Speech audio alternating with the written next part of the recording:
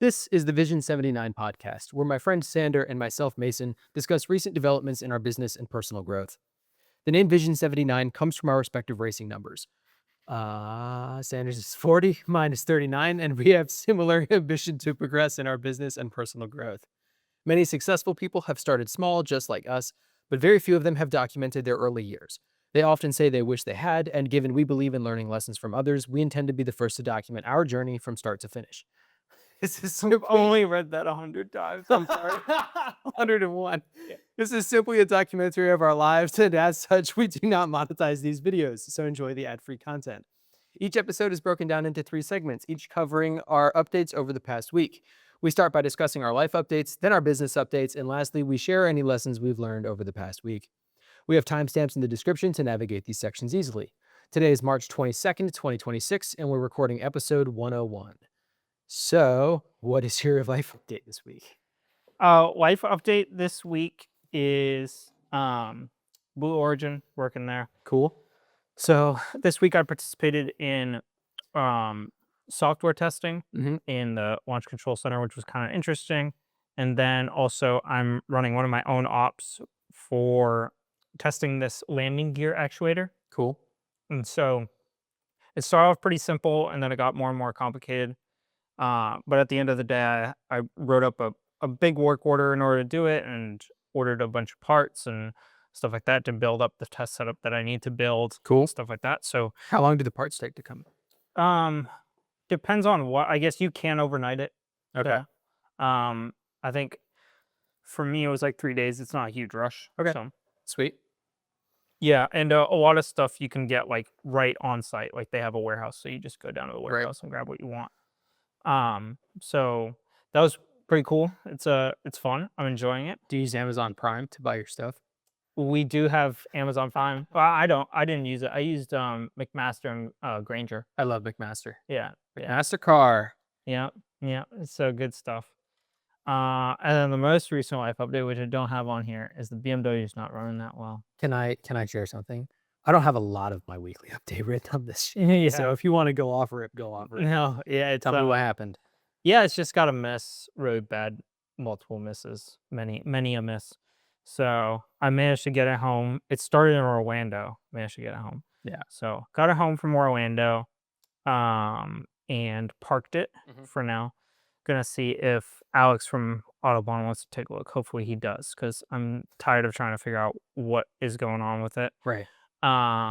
So, but yeah, that car's down for the time being. Maybe that's him, actually. You want to check? It might be.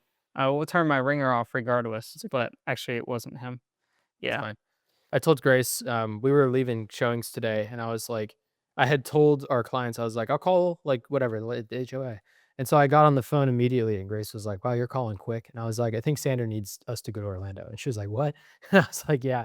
And so we got off the phone, and I was like, as his car's broke, like, having problems. And so we might go grab him.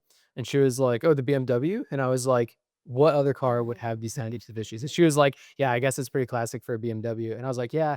And then I thought about it, and I was like, you know what though? To its credit, you're the first BMW that you had did not give you any of these kinds of issues. But you knew the previous owner, you knew the service history, you'd worked on the car before, and it was well maintained and it was okay. Yeah. But you don't have a complete service history of this one. And so like Yeah. they're not all made equal. Sometimes you get rough ones, right? But you couldn't have known when buying this car. Yeah, I thought it was better than it was. Yeah. Oh well. So, live and learn. Mhm. But it's kind of at the point where I'm like, Get electric. it's yeah, it would be. I was thinking about on the way here. I was thinking about like one of those old Corolla wagons, Mhm. because I really want a wagon to That'd be put cool. stuff in, and like the Toyota's super reliable, Like what year? like 90s, early 2000s, Gotcha. like an older Corolla. Mhm. I had a friend who had one, and he also had a Miata, Mhm. and his had like 350,000 on it. He did Yeah. nothing to it, like Yeah. ever. Just standard maintenance. Yeah, like oil changes and tires. Let me pull this up. Um, 1998 Toyota yeah, Corolla wagon. it's Got pretty ugly. Got it. Yeah, but I mean, I don't like any wagons, so they're all gonna be ugly to me. But Yeah, that one's especially okay. disgusting, but it's cheap and reliable. Do you So need the wagon space to put stuff in? I'd really like it. Like that's the big limitation on the sedan. is like I can't What do you need to fit in there? Like car parts and stuff now? like even like moving bins around and stuff like that. Like they always usually have to go in the back seats, which kind of blows. Like I'd like to be able to stack them up in the back. What about a truck? I don't really want it. Like it's so bad on gas and they're big. Do you know what's so funny? So I'll get to it in my later updates, but when we were on base this weekend, I asked my brother, I was like, you know, I'm on base and I see like a Mustang here and there, but I don't see a lot of sports cars, but it's the weekend. And so I asked him, I was like, do a lot of the pilots you fly with have sports cars? He was like, no. I was like, really? He was like, yeah, they just don't give a shit. And I was like, what do they drive? He was like, everyone likes trucks.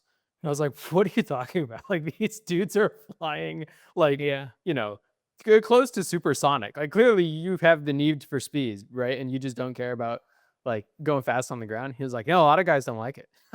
That's so funny. That's so whatever. That's But fine. Yeah, no, as they're big I truck like people. trucks, but they're just like they're gas guzzlers. Mhm.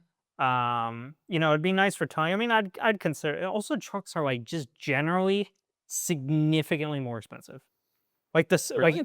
like a vehicle, like you could get Oh, you mean like purchase price? yeah, just purchase price. Yeah. Like a Toyota pickup Mhm. versus like a Toyota sedan or wagon. Mhm. Like you can essentially put another grand or 2 or 3 plus onto Mhm. a same condition truck just Yeah. because it's a truck. Right. And they're not as good on gas, and if you don't get something with, like, a V6 or a V8 in it, then you're What's really the not gonna point? have the towing capacity in Right. order to make it worth it. Like, some little four-cylinder, 2-liter isn't gonna cut it if you wanna tow something. Like, at that point, it's the same exact drivetrain as in the wagon. This So, I think this but, hang on. Hang on. that's kinda what I'm thinking right now is, like, um, what because I do like having another car, Mhm. um, and something that I like having something that's a little bit more safe with an airbag in it and Yeah. stuff like that, and so that's kinda why I'm leaning on the wagon. The other thing I thought about was, like, in the amount I spend in repairs, I could probably do some sort of, like, lease or older dealership car, Mhm. um, and do that instead and just have a car payment, Yeah. and then not worry about anything, right? Yeah, that's Um, where I'm at. it's just because like for I was calculating and I was like I probably spend an average of like 250 to $300 a month on the Mhm. BMW Mhm. because like every other month I have like between 500 and 700 ish Right. dollars of stuff that I have to get for that car to keep it on the road. And it's Uh, like at that point, it's like for $300 a month, I wonder what I could do for like a car that I don't need to worry about. a lot. I mean, You know? I pay I so interest rates have gone down since I bought mine, but I pay 580 and that was with like a tiny down payment and Yeah. like 6-year financing or something like that. Yeah. And it's a $33,000 loan. So you could get like a really solid like 2023, 2022 like affordable something for Mhm. like, you know, 300 bucks a month, probably closer Yeah. to 300. So there's options for sure. Or Um, best of both worlds because you made me you are right about the trucks, right? Like what's the yeah. point of having like a V6 or an inline Yeah, 4 you truck? want like a real truck if you're gonna get Exactly. started. And any vehicle really, like why would you have a smaller engine when you can have a bigger engine? And so here's the best of all worlds, right? I'm gonna see if you can guess what car I have on my screen right now. All right. So we have it's a wagon, but it has a V8 I know what this is. I'm not getting and this. and you could buy it from a dealership. I'm not getting this. It's a I'm not Cadillac. getting a It's CTSV. I'm not. I'm not. so I have a 2012 CTSV wagon. It's the same price as my Lexus, but it's got like double the horsepower and more storage space. That would be a great car if I had more money. But no, I'm There's a just lot of thinking about options. what to do with the Beamer. Yeah, yeah. So, Well, your intention was to sell it in the fall of last year, I right? was, and it was like after I got it working, I do, and I was really considering it selling because I didn't think I was gonna have to drive 2 hours every day. Right. And then when I started working again, like, on site every day, Mhm, like, doing that drive every day, it is significantly nicer to, like, listen to podcasts or be mhm, in that car, mhm. going back and forth in traffic and stuff like that, especially in the summer because the AC works way better than it does in the auto. Like, Miata AC works good, but it's just not Yeah. built for, cooling down that cabin super effectively. And so all that stuff is I like, get it. Imagine you own the BMW, but your girlfriend drives it everywhere, and you drive the Miata everywhere, and you know that the AC is available in there, but you don't drive it every day. yeah, That's yeah. where I'm at. I get it. So yeah, that's why I kept it something safer and easier to take back and forth to work. You know what you could do, and this is probably something you've already considered, but you could sell the BMW just to get it out of your hair for like, 6 grand or something. And then you could probably put that 6 grand into like a Toyota style wagon and just do a straight swap. You don't have to spend any extra money Yeah. on a new The car. guy I know who bought his with like 350,000 on it, Mhm. I think he paid like $800 for it. Even better. That's It why was you make so money cheap. selling the BMW. Yeah, Like, you could put a couple exactly. grand into like making it nice. Yeah, and like then have something that I could use relatively easily in Right. that respect. Right. Um, That's a good idea. but that's pretty much what I have for my wife. Update. I guess the other thing is the reason I was in Orlando was to get new pants. Because all Oh, my jeans are worn oh, and oh. I don't have many jeans that I can use. And then I have like dress pants, but for work, like you really have to wear jeans every day because you're working with like so much hydraulic fluid and stuff like that. Like it gets on your clothes occasionally and stuff like that. And it's like Um, hard to clean out. yeah, hydraulic fluid is super hard to clean out. It's like a motor oil stain. Okay. It's really hard to clean out. And so like, and it's like easier if you're like lugging around 50-pound hoses to have jeans rather than like dress pants, I'm stuff like glad you that. bring this up So because I used some of my money from the real estate closing to find a new pair of shorts that I like, right? And I eventually found them. I think I did that update already. But now that I have found them, I spent like $80 getting like 5 different pairs and I returned all of them. So I'm only out like net the cost of these. It's like $18 or something. So I'm gonna buy like 3 more of these just to have them on hand always. But I only own 2 pair of pants, and I mhm. wear them every day, and I've worn them every day since college, and so they have holes in them now, and they're terrible. But they're dress pants. It's actually like the bottoms to a suit, and so they are not flexible at all. They're breathable, but not like that breathable. And so I needed new pants, and I decided, well, since I found these shorts, I should probably buy a new pair of pants. I need one for my suit anyways. And so I found a pair of pants that I really like. They fit perfectly, and they're stretchy and they're breathable. And so I can do like full squats in them now, Cool. whereas previously I was bending over a lot, which Yeah, isn't good for my back. And now I can like kneel and like squat down and whatever, but they're very yeah. nice. Did you find pants today?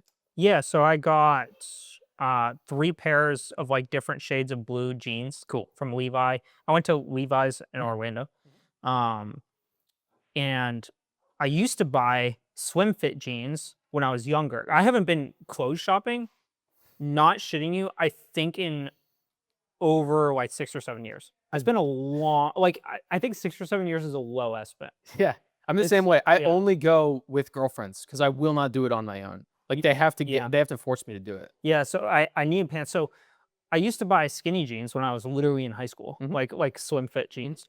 Um, and I tried some on that were my size, and I was like, I look like a 17-year-old kid. Yeah, 'Cause most it's like guys I have have skinny jeans 0 too. facial hair, and like I'm not like buff or strong by any means. And so like with these like skinny jean legs, I was like, I look 17. Like this is not okay. Most guys who wear skinny jeans look young. Yeah, it was like, I can't wear these things. Yeah. And so then I went over and, I found, like, the original stretch fit were Mhm. both, like, really good fit for me from Yep. Levi's. The 505s, 501s, I bought a lot of, and 505s, they're, like, both, like, kind of, like, original-esque. Cool.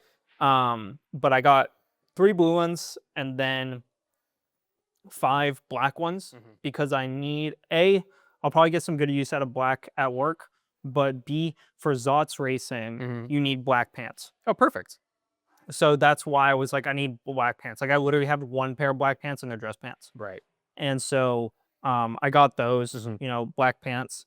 And I found a couple shirts. I liked some button down shirts that were on sale. Mhm. And then just like socks. I got socks because a Cool. lot of mine have holes in them at this point, and it Do you makes it kind of annoying when your toes stick out like within Yeah, your shoe. It's yeah. like really annoying. So I got some socks. I just wore my fireproof racing socks Mm. this weekend because I was like, "What's the point?"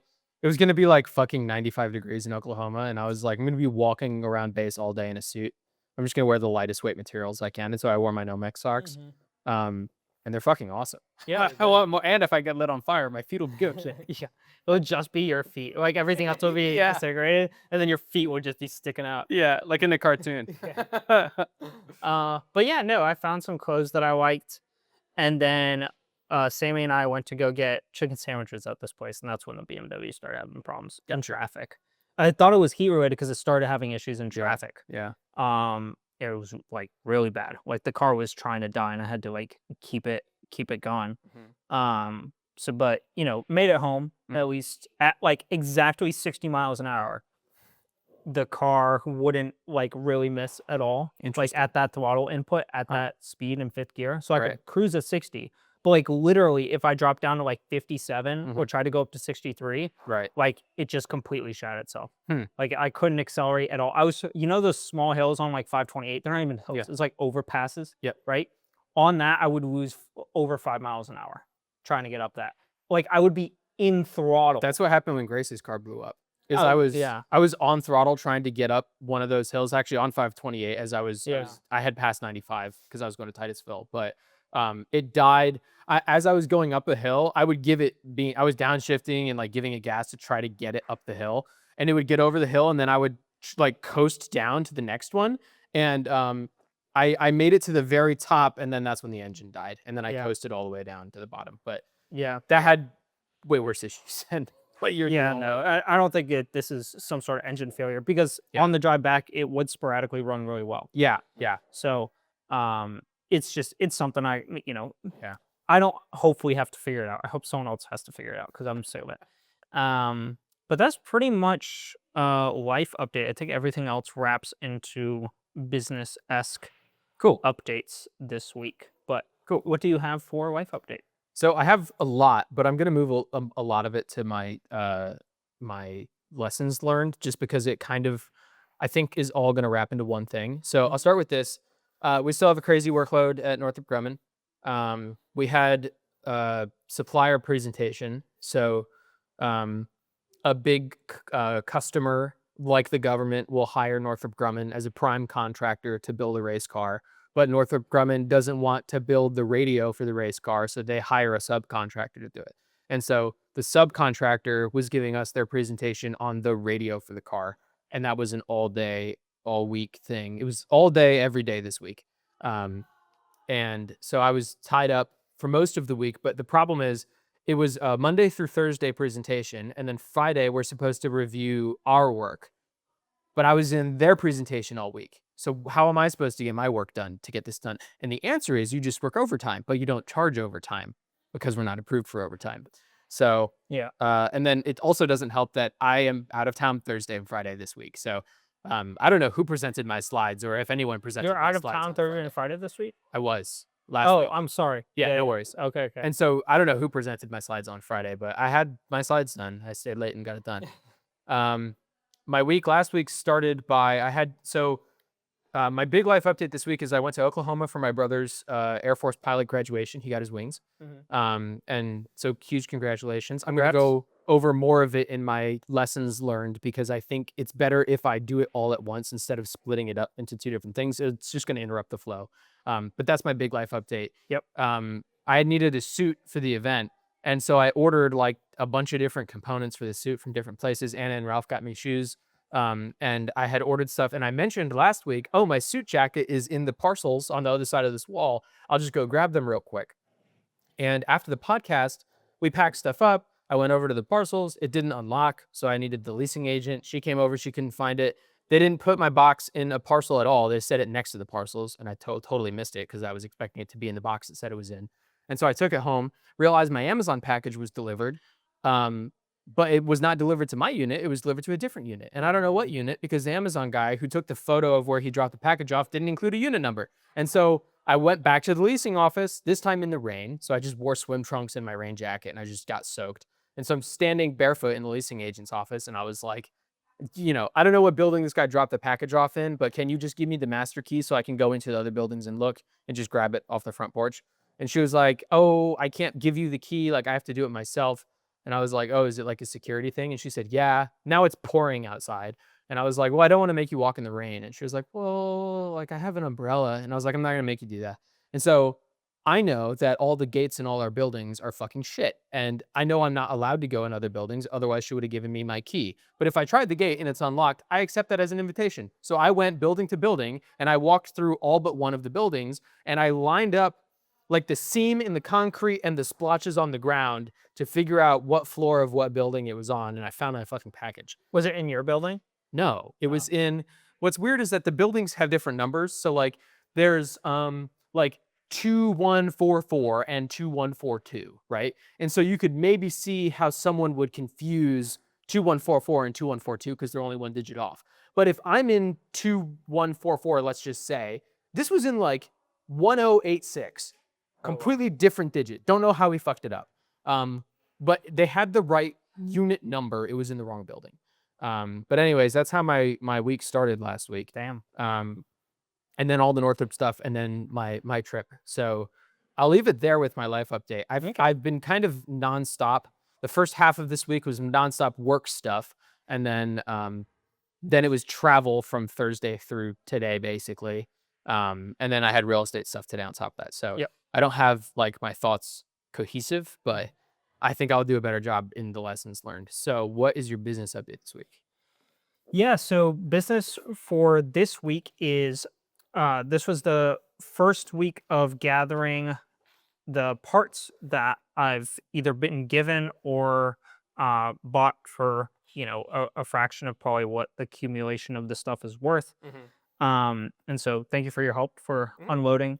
Mhm. Although it is a short duration time to unload. Mhm. It helps a lot when you're, you know, Yeah. throwing your back out, loading it up, and then get there, and it's just a little bit less to worry about and a little bit Mhm. um off the plate. So very much appreciate Of that. course. But so the first place I went was what I got this week out of it was two chassis, the 2-liter engine, various different engine parts, transmissions, three transmissions and two cases, interior parts, suspension components, brake components, and etc. miscellaneous. Right. So that's what I received. I managed to get a vast majority of that stuff on the shelving. Mhm.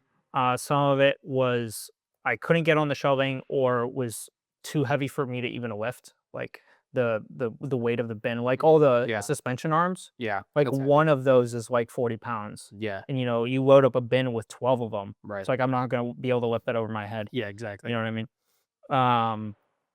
And so that was a good amount of stuff that I got. And then what I'm looking at this week to get are various different body panels, the race car chassis, Mhm. the 1.8-liter engine, and random odds and ends that come up. I think there's some other glass like windshields and stuff like that.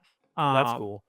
yeah, so it's going to be what I'm planning right now is because of another addition that I'll get to in a second.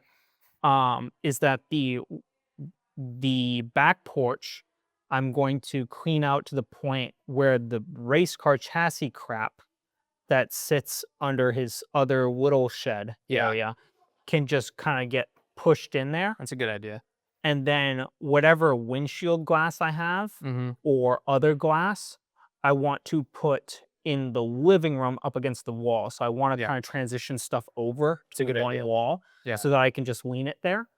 And then the garage, I have some boards for boarding up the house, Mhm. and other odd end stuff that I can put on top of the sandbags on the back porch that won't take up more footprint on the To floor, make a and I table. can get footprint in the garage so that I can put hoods and trunk lids In the there garage. in the garage, in my garage, Yeah. Yeah. and stuff like that. Mhm. So it's gonna be a little bit of a mixed bag, Mhm. kind of a little bit of Jenga. Mhm. Um, I I mean, I think I can get it all inside Mhm. in one way or another. Yeah. I think one thing that I'd like to do, I won't have time before literally tomorrow, Yeah. but what I would like to do is build a very simple 2x4 rack with casters on it Mhm. where I can lean up body panels. So it's like an L-shaped wooden 2x4 framed rack Yeah. You can. where I can just set panels like this and then I can wheel that Yeah. It's a good idea. with a strap Yeah. on it, right? Um, I think that'd be super handy. It would make life really easy instead of like moving individual panels. If I need to, I can just wheel this whole rack if I need to get something like behind it or it's obstructing something or whatever. That actually might be a good idea for the storage unit too. Like if you could That's what build. I'm doing it for the storage unit. Well, I'm saying like the egg, okay, good idea. But then Oh. also for the black bins, if you can make rolling shelves that you can slide the black bins into, you can pack that storage unit. And then every time you need to get in the storage unit to do something, you just roll out like 2 or 3 of the shelves and then you can move around Yeah. inside. So that way when you're not there, it's chock full. And then when you're gone, or I'm sorry, when you're not there, it's chock full. And when you do get there, you just roll a rack outside. I guess it's a Yeah. problem if it's raining, but Right. they're also in the bin, so they're protected in the bin. So Yeah. maybe it's okay if it gets wet. I don't know, but it's a Yeah. good idea. So there's different options there. Because the other addition was the guy who gave me the rear suspension components at Daytona called me up about a week or so ago and had that chassis like I talked about. Originally, I thought it was just the chassis. It was just the the roller, the orange one. I got there, like the car is really, really clean. Cool. Like the rear suspension console, even the rusty components that are on there are still significantly better than even my green car. And so the car looks really good overall. Sweet. He had all of the front suspension powder coated. He had brand new calipers put on the car, all new rotors and wheel bearings all around. But no engine. No engine in it. Huh. But like he addressed the car, like he did a lot of work on it. Like he was gonna put an engine. Yeah. No, he did a lot of work on it. And then he bought these Volkswagen Riviera wheels, which are kind of cool. And he gave originally in the photo, he had 2 on the back and then he had like normal steel wheels on the front. But when I got there, he gave me the other 2 Riviera wheels and he gave me the other 2 Steelies. Oh, cool. So you've got So 4 I of got, each. yeah, 4 of each. And then on top of that, I didn't realize he had it, but he had more spare rotors. He had brand new flex lines for the entire car. Cool. He had new fuel lines to run through the transmission tunnel, or it's not a transmission tunnel, it's the center of tunnel, right? He had new rocker panels to go underneath. He had the little bumper. He had a chrome bumper that was pretty nice for the car. And then he had these like little guards, these plastic guards that go underneath it. On the green car, mine's broken. It's cracked. And so I was just going to take it off. But he gave me 3 of them that are in perfect condition. Oh. So I can use That's a one ton of for that green car and then whatever else I want to do with them. Right. And then like a few other odds and ends, like seats, seat belts, stuff like that. So well, it came with a bunch more stuff than I originally thought. But I drove up there to Daytona Saturday morning and got that stuff with him with a truck and trailer. Trailer worked really well. My dad used a U-Haul trailer many years ago, and his was a horrible experience. Like the weight balance of the trailer for how the car had to sit on it in order to fit was really, really bad. So he had really bad weaving down the highway. He had to go like 45 in the breakdown lane the whole way home from Vermont for 3 hours. That's crazy. Yeah, it was really rough. So I was like a little bit nervous about it at first. What did you tow with? U-Haul truck. One of the trucks? Okay, Yeah, got it. Yeah, so I rented the package. Did your dad rent the package or did he tow with one of his vehicles? I don't remember, to be honest. Because I would assume that U-Haul has it set up such that if you tow with 2 of their items, it's okay. But if you try to tow with your truck, the weight balance might be off. Maybe, yeah. I don't remember what this was like Years ago. it's probably 15 years ago. Don't you feel old saying that? Yeah, it's wild. But I got that stuff, super cool. Not in the garage? So that I got into the storage unit. Really? Yeah. So that's part of the Wow. problem of So it's body panels. full That's the now. issue with the body panels. Got it. Is because How the there's fuck did you fit it in there? I have a picture. Can you pull it up? Yeah. I mean, so Because when I left, it was like back left corner, one car, right next to it, another car, a 3-foot gap, and then like shelving of shit. So check out what I did. So this is before that orange car got there. That was how I cleaned up the space. Oh, that's really good. So completely empty here. There's a couple things back there. So you stack the tables. And then all those shelves I got stacked up. That's really clean. And then once the orange car got there. Is that a dick pic? No, there are no dick pics. So that's how I got the orange car in there, with the motor up front. So I just pulled the motor from the back to the front, and then I Yeah. slid the orange car in there. And then there's still space on this edge for body panels. Cool. So that's how I'm kind of planning it. Yeah. Is I want to stack this edge with Yeah. as much as I can, Yeah. prioritizing stuff like doors, Mhm. because doors are really thick. Mhm. And I'd rather, if I have to put stuff in the house, I'd rather it be thin so it doesn't take as much of my living space up. And if you have to So move it, it's easier, but it's not gonna move from the storage unit. Whoever yeah, buys it'll come get it's it. also like hoods and trunk lids should generally be less greasy because there's less moving components. There's no window regulator in there. Right. There's no door lock system. And so with the cats, I'd rather just have like a sheet of metal that they like, because the cats love to get into shit. And it's Yeah. like, I wouldn't want them to climb into a door panel, which they could do because it's Yeah. open, Yeah. and they get all friggin' greasy and dirty, right? Everything It's else. like, I'd rather just have a big metal panel. And then Yeah. if like they rub on it or like want to like jump on it or whatever, like it doesn't matter. Right. Just for their own sake. So that's how I organized. It was a good amount of work to, get Yeah. that car in there. I mean, so it was a lot of work. Once we got all the shit in the unit the first night, it was a lot of work getting it moved around to be like kind of organized. Oh And yeah. then after the second day of moving stuff, it was like we took our kind of organized shelves that took effort to get there, and then we just threw more shit on top of it. Yeah. And I was like, dude, I don't know if you're Yeah. gonna fit all this. Well, it in you. took me. I spent 3 days until 2 o'clock in the morning working there. Yeah, stacking the bins I think is a huge move for sure. Yes. Yeah. Because so many. The problem that we were running into was that it was like you put stuff in a bin, but there's no lid on it, so you can't stack anything on top of that. So you either have to put it on a shelf and then have a shelf above it, or like wedge shit in there. But having the bins that you can put a lid on and then stack stuff on top of that Yeah. was a game And changer. I ended up getting 4 more bins, so I have 20 total. Yeah. And that ended up being exactly what I needed. Those are expensive bins. I got them on sale at Walmart for $6 a pop.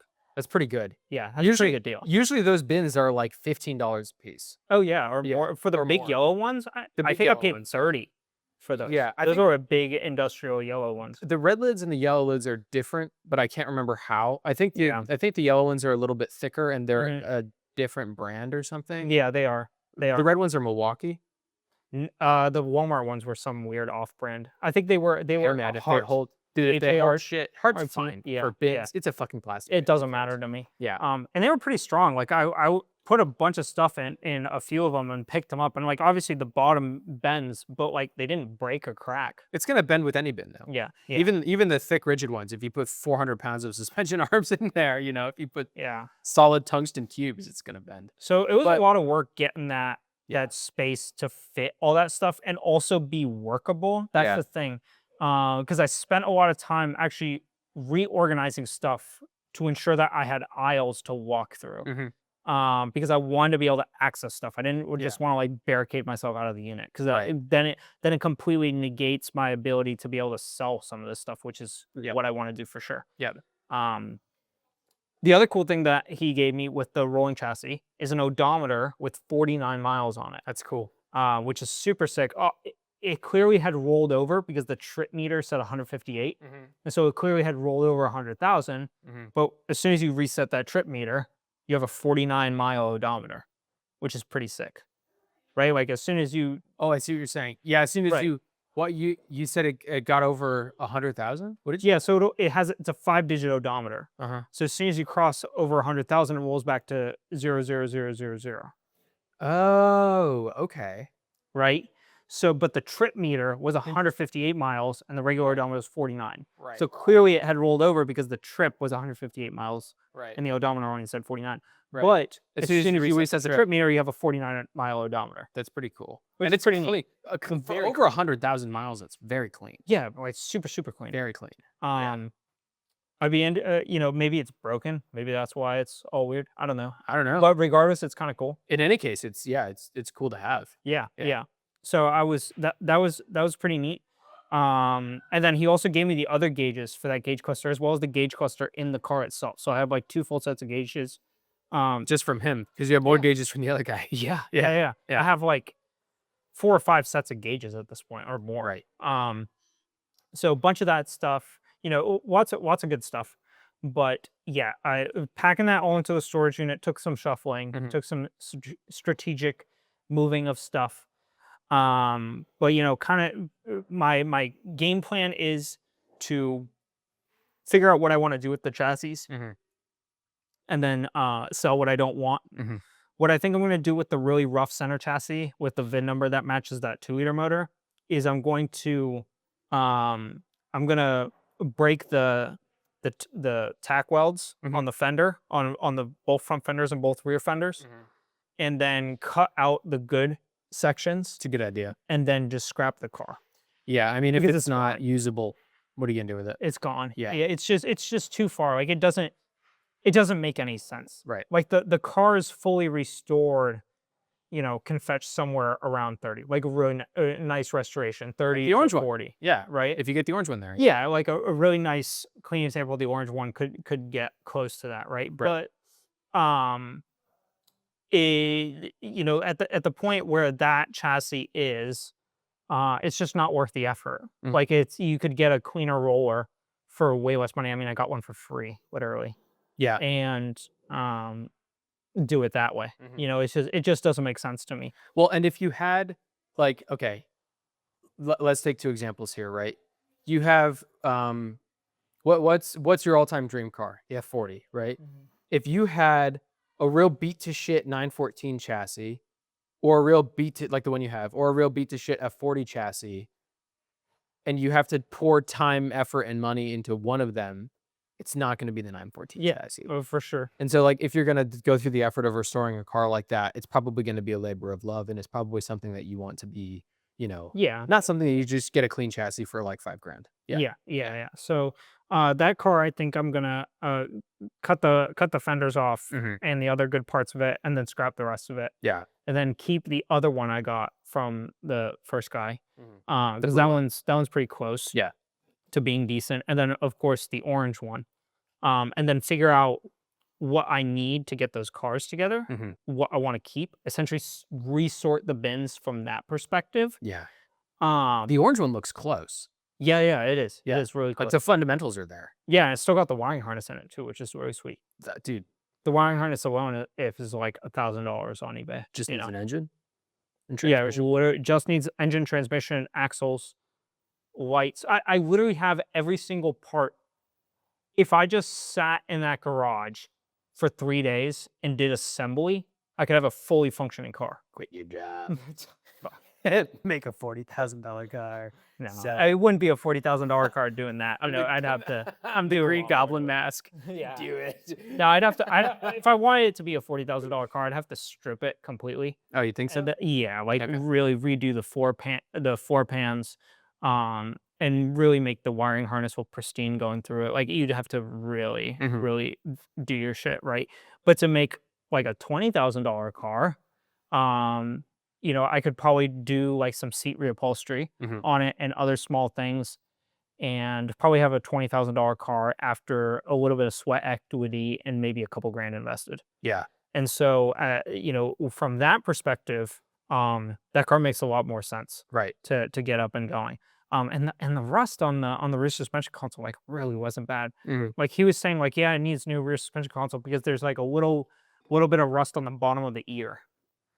On the bottom of the ear? Yeah, on the Oh, bottom of the ear, like where water will collect on that little bit. yeah. But it's like up through the frame piece, like there's nothing. Right. Like it's clean. Right. And I like hit around it and stuff like that. But the car is really, really not bad. Cool. So that was the story with the 914s and the unit. Cool. I got 3 more things. Is I went to see Dutchy this week Cool. about welding equipment advice. Where'd you meet? Hoods at his place. I went to Dutchy Enterprises. Cool. I drove by there the other day. I don't know why Grace and I were up there, but we were driving down this road, and I was like, I was just looking at the nav screen, and I was like, "Oh, this is Cox Road." And Grace was Yeah. like, "Okay," and I was like, "I used to work here." And she was like, "What?" Then I drove. I'm like looking for the building. It used to be beige, and as I drove by, I was like, "That's it. They painted it." And she was like, "Okay." They used to have a sign Yeah. out front, like on the door. I didn't see the sign on the door, but they repainted it. But it's so funny. They used to do like sandblasting and like powder coating and shit in the back, and like all that dust and paint and shit would waft into the parking lot in the front, and so I had to park my car in other units parking spaces down the line so that I wouldn't get shit all over my car. um They have that whole area for like industrial steel beams right now. yeah, That Yeah. whole like, these massive beams that are, like the steel's, like, that thick. Yeah. Were they I-beams? Yeah. Yeah. Dude, we used to there was a day where we had to move like 10 of them. And I mean, they must have been like 80 feet long. They were unreal length. Yeah. And we would hook them up. They've got this big magnet that you clamp, and then you hit the ratchet straps up to the forks, the big long like forklift machine.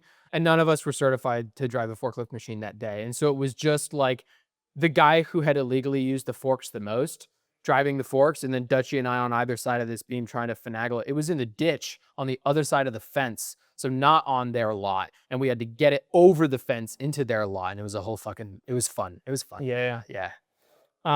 But yeah, I went over there and, went to see him about equipment and stuff like that, and Yeah. he actually spotted a welder on Facebook Marketplace. That was a really good deal for a Cool. good quality welder. And so I contacted the guy. Someone was seeing it today, but apparently they ghosted him. Okay. So I set up a time to meet with him on Tuesday. Cool. And as long as the welder works, I think I'm going to get it. Cool. So it does MIG, TIG, and stick. Cool. It's a Miller. It's lightly used, and it's a quarter of the retail price. Oh, it's awesome. Yeah. So, How are you gonna move it? Wagon. well, Dutchy offered to come with me Cool. with That's his good. truck, That's and, good. and he's also. I'm gonna ask him about bringing a bottle to test it. Yeah, And it's a good paying idea. for whatever Right. that usage is. Yeah, it's a good idea. But so went over a few things with him, and then in conjunction with that, I'm starting up the I used to do high performance academy courses for engine building and stuff like that, and I found them relatively useful. This was back in college, Mhm. in wiring harnesses and stuff like that. Like I learned a lot from them, and they have a bunch of fabrication courses. Some of which that I started that I haven't finished. Mhm. So I'm going back through those, and they've added welding ones as well, Oh, cool. and going back through and watching that material Mhm. and starting to learn a little bit about that. So that's something that I'll be doing this week. This week was slammed with the 914 stuff, so I didn't really get much Yeah. into it besides like looking at the different courses that they had and kind of seeing like where I want to start with first. Yeah. But that's on the radar coming up. And then in addition to that, I got my packing materials in the mail for the eBay magazines and the Hot Wheel that I have. Cool. And so I'll be finishing up the listings. I'm hoping to get it listed probably around Tuesday or Wednesday. So that's the goal I'm shooting for right now. I anticipate tomorrow will be a lot of the 914 moving stuff. And then tonight, I'd really like to um, finish up if I can before I go to bed, cleaning up the back porch and the garage area so that I can actually prep that area. But that will be the plan for that stuff. And so I have the materials in now and it should be all good. Cool. That'll be a good cash bump from the Yeah, magazines. should be a little bit of a cash bump. And also some of the 914 stuff will be a cash bump as well. Yeah, for So sure. Cool, dude. got that stuff. That's about it. That's a good update. Yeah. That's a good week. Decent update.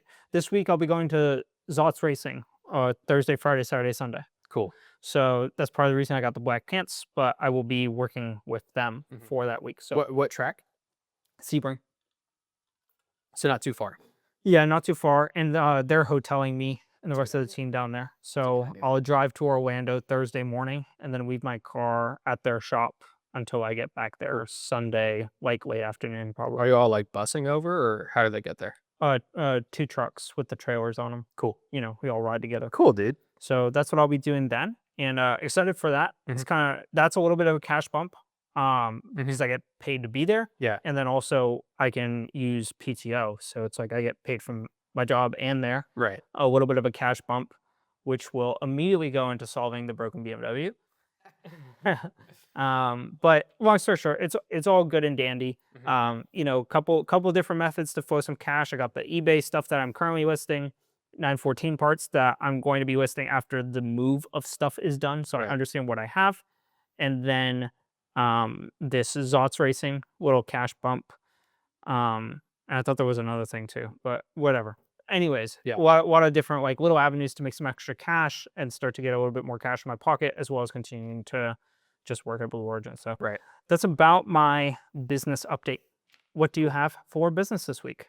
My business update is a little shorter this week than it is normally, but I was gone for like half the week, so I guess that makes sense.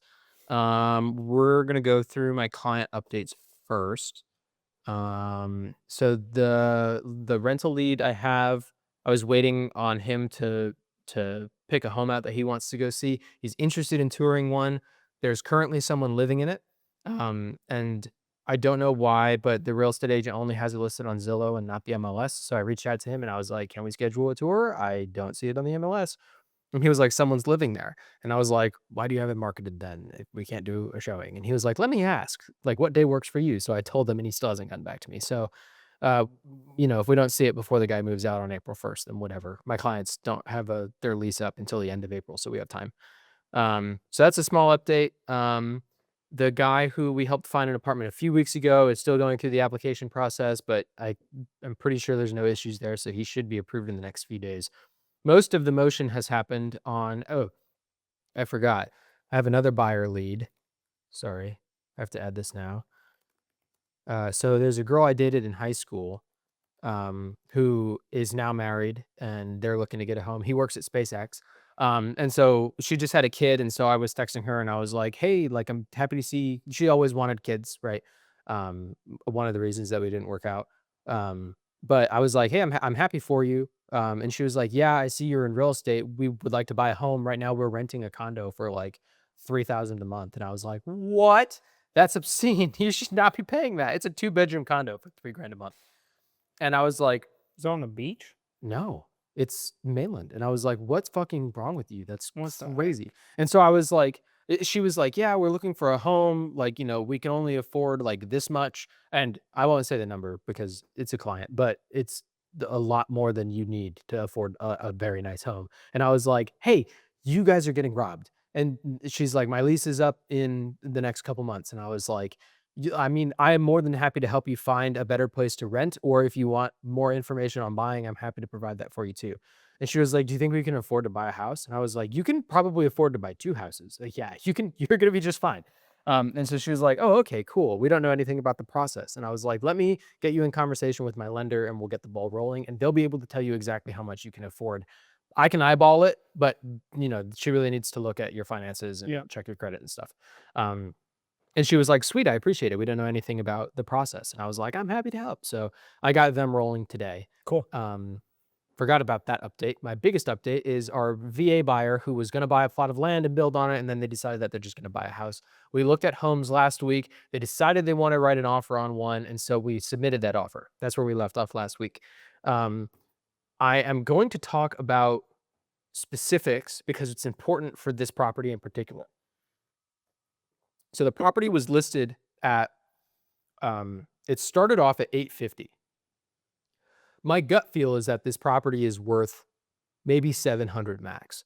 And they listed it 850 to start like a year ago in June of last year.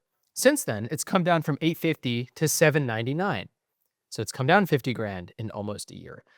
Our clients see the house, they're like, "We think it's really nice. We're going to take the average price per square foot of a home in this area. And then we're going to undercut it a little bit because the home needs work. And I think it needs more work than the average home. So we're going to go a little bit under, right?" And I was like, I feel like that's a fair assessment. That's a valid approach to pricing a home. Um, we're happy to run an official CMA for you if you'd like. And they said, "No need. We're just going to go off price per square foot because it's what I'm familiar with." And I was like, "Okay, sounds good." And so we wrote an offer for in like the 650 range, right? So they're at 799, we're at 650. And we submitted the offer and they countered at 790. So they came down $9,000.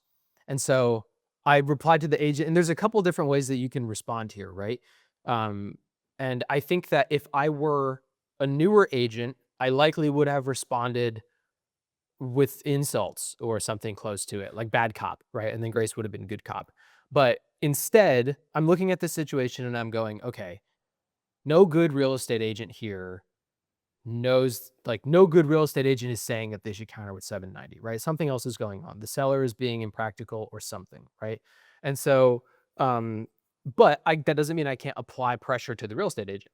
And so I reply and I say, "Hey, listen, we appreciate you guys coming down on price, but we're a little confused as to why you didn't come down anymore. We're pretty far apart on this, and we think that we're closer to the true value of the house than you are. Um, we're gonna run a comp and get back to you." And so we ran a comp. Oh, I'm sorry.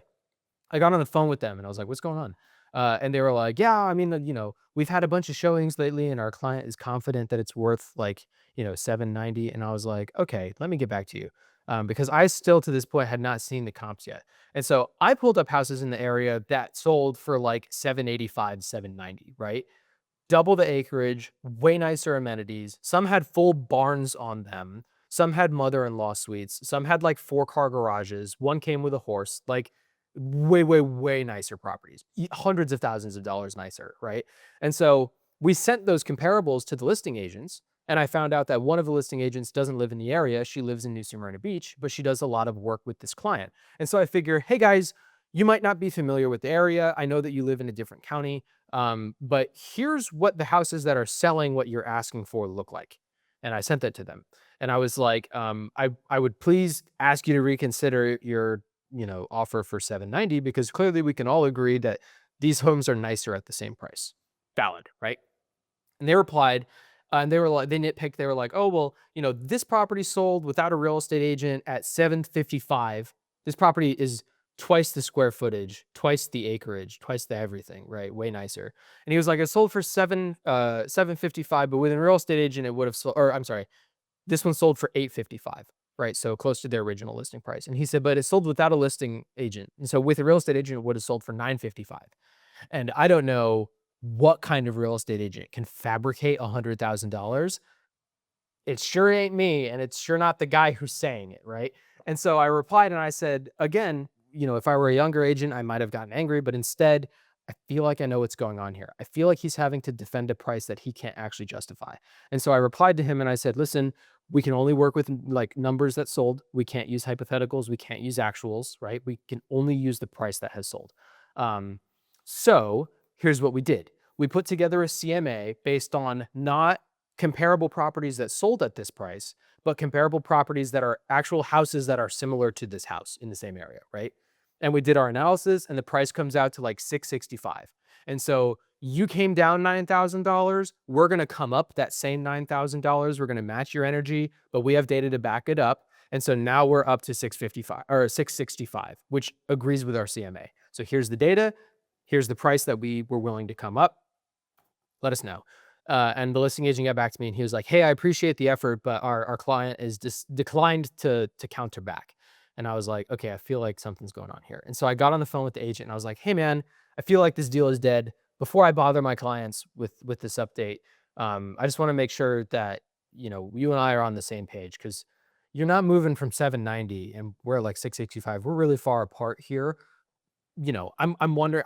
I'll tell you right now, my clients are open that they are not going to pay in the mid sevens for this house. And so if your guy can't come down below the mid sevens, we don't have a deal, right? But my data is showing me that the house is worth less than that. Where does your guy sit? And he leveled with me and he was like, listen, dude, like he has a lot of confidence in this house and he is unwilling to come down at all. As is, we're only offering 2% commission to a buyer agent instead of 2.5 like normal. And the rock bottom price that he'll accept, which was way out of our price range, is including the listing agent cutting their own commission. And I was like, geez, that's tough. And he was like, yeah, we've gotten more showings on the property. So hopefully we have more offers come in. We appreciate your offer. And he didn't say this directly because it still has, a duty to his client. But what I could indirectly tell is I appreciate you guys making this offer, this realistic offer, because that's going to show my client that he's not getting 790 for this house.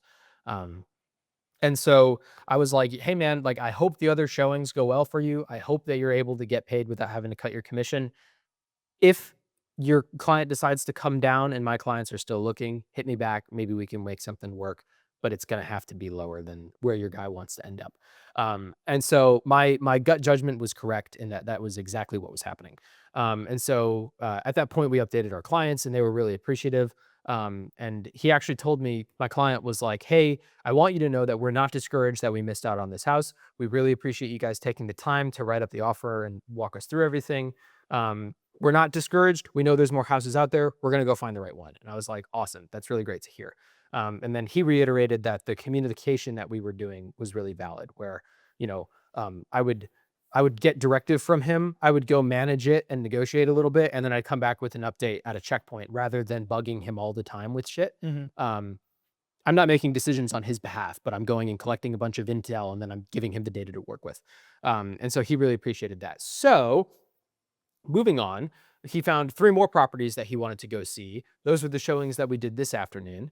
Of the 3 houses that we saw, 2 of them they're considering putting offers on. One of them, the house needs a little bit of work, a little bit of updates. I honestly don't think that the price is too far off of where it should be, but the clients want to build another structure on the property, and the HOA does not allow that. Mm. So I think that house is probably nixed. The other house is like, it does not need much work at all. I think it checks most of the boxes. We're gonna check with the HOA when they open up on Monday to see if they can build an extra structure. But this is toward it's an expensive property. I don't know if it's fairly priced yet or not. I don't know. We might end up writing an offer on it. We might end up going and looking at other properties next weekend. I don't know. Yeah. But that's where we are with that client. Cool. That's my update there. So that took a bunch of time writing the contract last weekend and then scheduling open houses or showings and stuff this weekend. I have no other updates in my business update. I have not had any time to do the Claude stuff, and I want to dedicate Mm. time to sit down and do the Claude stuff. But this week, oh, actually, hang on, I have a different update. Because at the beginning of my week, when I was running all these CMAs and things, there's a couple different ways to do CMAs. What I have used historically is the MLS. You hit the button and it spits out the range value, right? Yeah. Which is fast, and I know that it's pretty accurate, but it doesn't do the breakdown line by line. And when you're negotiating, you really want line by line. And so I worked with Claude to come up with a long list of variables that I can plug into a CMA and have adjustments. So here's all the adjustments that I have. So I put all of these into the MLS, and every single one of these I can toggle on or off to adjust the price of a home. And so Wow. there's some interesting ones in here. For example, Ba-ba-da-ba. an additional bedroom. So you're comparing a 4-bed house to a 3-bed house. It's like a $30,000 addition, right? A fireplace, not really that valuable in Florida, but having one still adds about $4,000, right?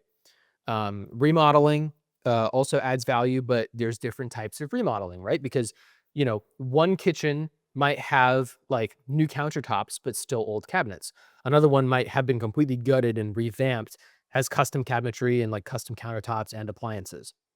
That adds a different amount of money. Flooring, how much of the flooring has been replaced? And so I have it broken down. I have all of these broken down roughly into chunks of homes less than 1,200 square feet, 1,200 to 2,500, and then above 2,500. Mhm. And so most of the homes that we're looking at for these clients are above 2,500. And so I have another little toggle that I can mess with between 2,500 and like 3,500, because some are like 2,400 compared to like 3,200 are different values. Or some houses have the hardwood place, but the carpet is old. So I have a bunch of different variables here. Here's the interesting one I wanted to talk about: acreage. And this is important because our clients are looking for a certain amount of acreage and no less. But acreage is not built the same in all different areas. For example, if you're buying a home in a neighborhood and you're comparing a 1/4 acre lot to a 1/2 acre lot versus buying a farm in the middle of Nowheresville and you're comparing a 15-acre lot and a 15.25 acre lot. It's both of them are a 1/4 acre difference, but the utility is different. So I have 4 different area types: suburban, which is like a regular neighborhood; exurban, which is like larger plots but still neighborhoods; rural, which and then coastal on the beaches. And then I have that broken down into acreage bands. So a property smaller than a quarter, or any property between a quarter and a half, or between half and 1 acre, et cetera, right? And then I have a price adjustment per 1/4 acre. So to work this out, say you're looking for an exurban home, which is the types of homes we're looking at, and we're looking between 1 to 2 acres, right? And so we have a property that's like 1.25 acres and another one that's 1.5 acres. So they fall within that 1 to 2 acre band, and there's a 1/4 acre difference between them. That 1/4 acre is worth about $7,000. And so now I can make those adjustments in the Mm. CMA. Um, I've Cool. got a bunch of them like that. No, yeah, cool. But I went through and I did this because when we were selling the house a few months ago, we wanted to defend our price that we had picked with the CMA. Mm. And Tyler was running me through how he does his CMA adjustments, which is this method. But he was like, oh, yeah, a new bathroom is like 10 grand and like a pool is like 40 grand or whatever. And so I had those variables written out, but they weren't very extensive and they weren't very specific. And so I took time Monday through Wednesday this week to get real specific with it so I could fight these people on the 790 number. And that wound up not working. But now, if my clients want to put an offer on the house that we looked at today, I can run a CMA for them in like 30 minutes or less and then have a fair value Yeah, market price for the house. So that was a big update earlier in my week. I completely forgot that that happened this week. I didn't take any notes of it. And then the rest of my week was travel, basically, and I didn't get a lot done on travel. So that's my business update. cool. Very nice. What lessons did you learn this week? I actually forgot to write down my lesson learned, but I'm actually going to touch on something that I think I experienced a while ago and didn't really directly learn from, or even if I think I learned from it, but I don't think it was my lesson. Okay. And so I didn't really talk about it in this light. But one of the things was that I learned a while back was I tend to act very, very quickly without thinking, right? And so one of the things was like with this welder Okay. was like Dutchy was like, you should contact him right away, maybe try to go see it that day or the next day or something like that. Like, this is a really good price. And I was thinking, and I was like, I've done this before Mhm. and it's always bitten me in the ass. And so I was like, you know what? I think he's fairly priced. I'm not going to haggle him on price, Mhm. but I'm also not going to screw up everything else I planned for the next 2 days to go Mhm. get this. Right. And it's like, if it's gone, it's gone. There's more than one welder manufactured in the United States. I think I'll be okay. Where is this guy based? Melbourne, Oh, really, okay. really Gotcha. close. Gotcha. And so, It would just fuck up your schedule with the other yeah, stuff. I was like, you know what? I'm just gonna message him.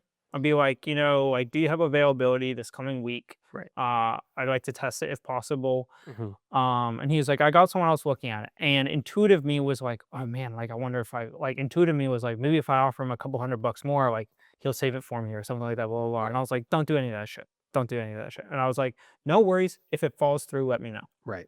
I was like, because that's like that's different for me. Usually I like try to like grab it, right? Right. I was like, just let me know if it falls through. And he called me today and he was like, yeah, guy just no showed. And I was like, awesome. I can't do tomorrow, Uh-huh. which old me probably would have pushed everything aside and called the 914 parts guy and be like, I can't do tomorrow. I got a welder, right? And I was like, but I can do Tuesday. Yeah. And I was like, what about Tuesday at 5 p.m.? And Mhm. he was like, yeah, that works. I was like, great. See you then. Right. And so it's like this, it's important. My lesson in several weeks has been to keep putting one foot in front of the other and keep moving. Right. And I think part of doing that is not just completely abandoning things for new light things, right? Mhm. Like I had a plan, or at least some sort of a plan, in order to prep this 914 stuff, get this area prepped, Yeah. go get pants so that I can actually, because I need black pants to Right. go with Zots. So actually finish out that plan today, Right. go through these things that I had already planned out so that I can accomplish the things I want to accomplish and Right. not throwing wrenches by my own accord into that mix for no reason. Yeah. Right. And like on the surface, probably seems like a silly, like, oh, yeah, duh, don't do that. But the temptation in order to jump on the thing because of the prospect of someone else getting it and not you is very tempting, at least to Right. me. Right. And so my lesson this week was, continue moving forward, but be mindful of the fact that the perceived moment that you're in is only that moment. And there are Right. many moments and there are many opportunities as long as you keep an open eye for them. And so even if this welder doesn't work out or something's wrong with it or whatever, I'm not going to haggle them on price if everything works as it says it works because it's a really nice kit. Yeah. But if someone swoops in on Monday and offers them, $200 or $400 more, I'm not going to lose any sleep over that because there are other options out there. Right. And so that's kind of my lesson in a whole this week is to keep moving forward, but don't be your own worst enemy. Like don't throw wrenches into your own life. Don't get overexcited and like fuck everything up because of new shiny. Right, Yeah. right. Or like, it's great to jump on opportunities, Mhm. and I continue to jump on opportunities. That's why I got this stuff that I do have for the 914. Right. But to throw wrenches into the mix for the sake of throwing wrenches into the mix when you already had stuff that you were planning to do in order to progress yourself is silly. Right. And so that was my lesson learned this week. To embellish on that, Grace pointed this out in me like 2 weeks ago because on like Wednesday of whatever week it was, I told Grace, I was like, it's really important that I go to the storage unit and renegotiate my monthly rent this weekend because I want it done before next month's rent comes up, right? Important that we do it this weekend. And she was like, sounds good. I was like, make sure I do it this weekend. And she was like, okay. And I was like, it's also really important that I get this suit jacket thing figured out. And she was like, got it. And I was like, it's also really important that I do this other laptop work. And she was like, okay. And then a client called and was like, can we schedule showings on Sunday? And I was like, absolutely. And so then I was like, we've got to go do this laptop work to get ready for Sunday. And so all the Saturday shit we have to move to next week. And she was like, angry with me. And I was like, why are you upset? And she was like, well, you told me to prioritize this thing and like to make sure that I do it, and now you just keep pushing it and pushing it, and I know how you work. You're gonna push it because I don't like doing chores, right? I wanna go work on stuff. Yeah. And so I will push off getting a new suit jacket, and I will push off negotiating a new storage unit rent because it's shit that I don't wanna do. And so she saw me as avoiding the task by making other more important things happen, Hmm. because we don't have to run a CMA for this guy. We roughly know how much the house is worth. We can negotiate on that. Um, and then I told her, "No, no, no, like, everything stops for real estate. Like, if we have a client that needs something, everything that is not an emergency gets put on hold, and then we go do that thing for that client, right? Because that is our livelihood and that is the direction that we're Yeah. moving. So if I don't get the rent done at the storage unit, then I don't get the rent done, right? But I'll pay an extra 50 bucks this month or 70 bucks this month if it means helping my client get to where they need to go, right? Not only because I get paid for that, but then also this is the service that I've agreed to provide to my client. So even if they decide to rent a house and not for me in 2 months, I need to check that box and I Yeah. need to do the job. And she was like, okay, but you told me to prioritize this thing and now you're not doing it. And I was like, right, because other stuff came up that is a higher priority. And she was like, cool, tell me when that happens. I was like, okay. Because from the outside, it looks like I'm shiny object syndrome, like getting hooked on new shit and like dropping everything else. I Mm. have the same issue. And sometimes I do that, right? I'll get into that in my life Yeah. update For me, it's a message. lot of like I'll get fixated on something, like, I wanna restore the 914, and then whatever comes my way in regards to the 914, then I immediately throw out anything else I've planned for the 914 in order to acquire this thing for the 914, even though I have plenty of work to do as is, Right, right? And so I just go, like, acquire stuff in the prospect of, like, I will be at this position eventually, so therefore I need it now.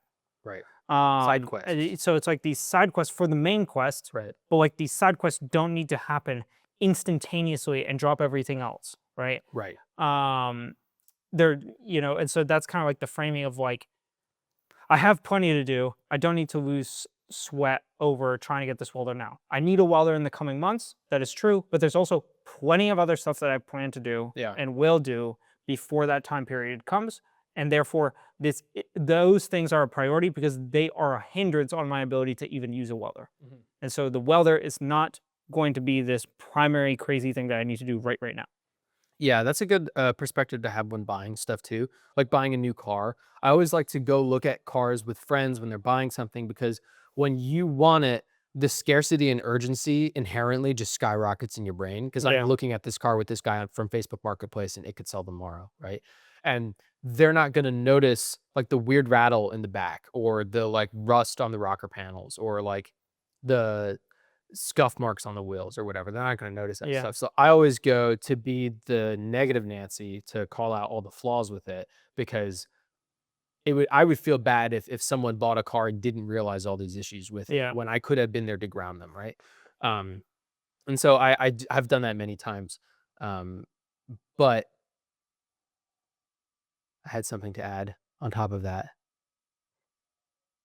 I mean, I'm susceptible to it too. Fuck, that wasn't the point I had. Yeah. Sorry, I interrupted you. Did you? No, you didn't. I'm Maybe I adding to did. you. I But the point is, like you get fixated on something. Here's what I like to do. When I'm buying something, I'm cognizant of this because I do it for other people. I'm susceptible to it too. So I focus when I'm buying items on, and I recognize I really want this thing. I recognize that I just found it and it might not be here tomorrow. But what's to say there wasn't a way better one that sold 2 days before I decided I needed to start looking for this thing, right? Yeah. And what's to say that if I pass on this one, a better one won't come up in 2 weeks? Like, these items sell every day. They trade hands all the time. It's happening in the background always. I just put my eyes on it. I Yeah. just put my spotlight on it. So, like, wait and let the carousel go around a couple times to figure out what horse I wanna ride and then pick that horse, Yeah. right? Um, that's the type of approach that I try to take to it when I'm buying things. Um, Yep. so yeah, 100%. yeah, But that was my lesson. cool. I think you started your lesson a No, little bit. mm, No? no. Okay. Never mind. What is your lesson? Okay. I don't have like a clear lesson, so I'm just gonna ramble. I'm just gonna talk about my trip because this was a really eye-opening trip for me in like a ton of different ways. Yeah. So just to preface, my brother, I've talked about this before.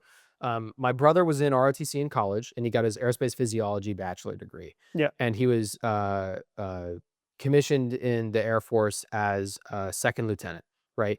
So he's in the Air Force, right? And he was selected as a second lieutenant to go be a pilot for the Air Force because he passed all those exams, right?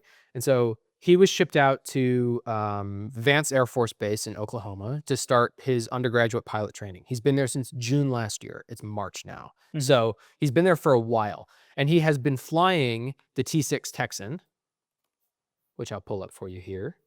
We don't have to like insert images or anything, but it's a single prop Yep. um, Cool. airplane. It's a two-seater. Mhm. And so the way that this usually works is you get to Vance Air Force Base and you go through the combine of like the fundamentals, right? So they do all the groundwork teaching you how their airport works and how you fly around the airspace there, and they talk to you about how when you're doing maneuvers in these jets, you can get confused. So they have like different chairs that they'll blindfold you in and then spin you around. And then you can realize, oh, when I can't see anything, when it's dark and I'm spinning, I think I'm moving, but I'm not. And so if it's nighttime and I go into a spin in my plane, I might think I'm moving more than I am, and then I'll move the stick the wrong way and I'll end up crashing. So they teach you when you're dizzy and you can't see anything, read your gauges to figure out where you are in space, to fix it based on gauges, not based on what your feelings are. And Yeah. so you get your instrument rating that way, right? Got it. So he's been flying the T6 Texan. And you fly the T6 until your assignment night or selection night, which is what my brother got through in at the end of February, where he was selected to go fly the T-38s, right? And so on selection night, you're either picked to go fly like cargo or like Gulf Streams, or you become an instructor for the current one, right? So this plane has two seats. The student sits up front, the instructor sits in the back, and the instructor pilot will walk you through whatever you need to learn while you're up there, or they'll just sit in while you're doing your thing. They'll be quiet, and they're there to help out if you fuck up or to grade you, right? Mhm. And so sometimes you're up there to be taught, and sometimes you're up there to be evaluated, right? Um, but the way so Carter graduated undergraduate pilot training, and he was selected for the T-38s. So that happened a few weeks ago. Now is his graduation, and at this graduation, it's important because this is when you get your wings, Yep. which means that you are a official pilot in the United States Air Force, and you are approved to go fly military jets, right? And so that's a really big deal. It's always been a big deal in the Air Force and the Navy, for Navy pilots and Marine Corps and Army too. But it's an especially big deal for the Air Force because everything in the Air Force is designed to support the pilot, like everything. Yeah. In the Marines or the Army, yeah, I mean, of course, like all the ground ops and everything are designed to support the pilot, but there's more stuff going on in the Marines or the Navy, right? Like, you know, the boats or the ground surface to air missiles or the like Marine boots on the ground troops and stuff like that. Like it's not all about the pilot, but literally everything in the Air Force is designed to get the pilot to do the best job that they can. Mm. So, um, when this trip was not just show up and go to the graduation, This trip was show up, and then we got a private tour of the whole base from my brother, and then we went to his graduation, and then we got another tour of the base from actual like tour guides and stuff there. And then they had like a nice dinner at the Cool. end of the trip. But this was really eye-opening for me for a couple different reasons. When we got there, first of all, my brother mentioned at Thanksgiving last year when he came home to Florida, he was like, everything is so green here. Mm. And um, my mom was like, okay, whatever. And I remember hearing this, but like not really thinking anything of it. And when I landed in Oklahoma, I was like, oh, everything is brown. Every leaf is brown. The dirt is brown. The trees are brown. The sky is brown. Like it looks like I'm in like sepia tone. Like Yeah, everything yeah, is fucking tinted brown. There's no lush, vibrant green anywhere, right? yeah. Even the billboards look brown. And I was like, man, I can really understand what he's saying, right? So we fly into Oklahoma City, and then we drive to Enid, the city where Vance Air Force Base is located, right? And as we're driving there, we are literally driving through one stoplight towns where Yeah. there's the main road and then that's it. And there's like some houses, right? And it's an hour and a half drive from Oklahoma City. And so when we get to Enid, um, you very quickly realize that the entire town is there to support Vance Air Force Base, right? The town was there first. Actually, the residents of Enid pulled the money together to form Vance Air Force Base before it was called Vance. But that whole town, like the billboards and like there's a big mural painted on the side of the Walmart there with all the jets and stuff. And in this town, it's not a big town. You know how sometimes planes will fly overhead from like Melbourne Airport or Patrick Space Force Base or something, right? Mhm. But you also get commercial airliners coming into Melbourne or Grand Valkyrie Airport and stuff like that. Yeah. Like there's planes that go around here, right? We are walking to the hotel from the parking lot, and like T6 Texans are going by at like 3,000 feet, like Oh, right wow. over us. And I was like, dude, this is so cool. There's no like commercial airliners or anything. It's just these trainer jets, like fucking all Yeah. over the place. And I was like, this is so cool. And so we check into the hotel. It's, not a very nice hotel, but that's okay. And we drive to where my brother is staying. He's staying off base in a house that he's renting. So he shows us his house. And as we're there, there's T-38s going by overhead. And like we're in his backyard looking at, there's like a bunch of clover that has grown in the last few weeks, and there's rabbits eating the clovers. And as the planes go by, he goes, that's where I'll be in like, 28 days because he gets his Yeah, dollar yeah. his dollar ride, his first flight in 28 days. And I was like, that's crazy. And he was like, yeah. And he's like, I can tell he's so well integrated into this community. He's like, they were doing whatever like night landings last night. And so they were going by overhead to approach onto like airstrip 3 to land at like 10:30 p.m. And I know that they have to be like up and at 'em again the next day, ready for their brief at like 6 a.m. or whatever, right? Yeah. And like he can tell what the Jets are doing just by where they're at and oriented in the airspace because he's done so much time up there. He knows the difference between the T6 and the T-38s. He's talked to the guys. He knows Yeah. what's going on. Um, and he like his first day of T-38 training, formal training, was the day before we got there. Oh, wow. But he already knows like a ton of the ins and outs. Mm. And so we're in his bedroom, and it's funny. His bedroom is like really nice. Like he has it all decorated really well or Yeah. whatever. Um, it's so weird because half the things are from his bedroom at home where we grew up together. Like you would probably recognize some of Mhm. this stuff. He's got the little shadow box of the Xbox controller that's Oh, like yeah. all broken apart. That's on his wall still. So there's a lot of the same stuff. There's that wood model of, I think it's an F-22. I can't remember. Maybe it's an Mm. F-18 that he's got on his nightstand. His girlfriend got him a scale model of the T6 Texan that he flew with his units like insignia on the side Oh, and the tail wow. number. It's like a perfect model of the Oh, jet that cool. he flew. It's Wow. really cool. And it's got his class signia on like a plaque at the bottom. It's really well done. But like we got to go see that jet, like that exact jet, which was Yeah. really cool. And while we're in there, we haven't even like gone to the base yet. Like I still don't really know why I'm here. And he turns around with this like stack of papers and he was like, "Do you guys know what boldface up front is?" And I was like, "No." And so he passes these papers out and he was like, "Boldface up front is like the important shit that you have to say out loud when you're in the aircraft, right?" And so like if you have a problem or even if you don't have a problem, if you're just talking to like air traffic control, your instructor pilot or your wingman or anything, like you say out loud like whatever the phrase is. It's like boldface up front, like 1080p max throttle, 60% landing gear down, taxi one or whatever, right?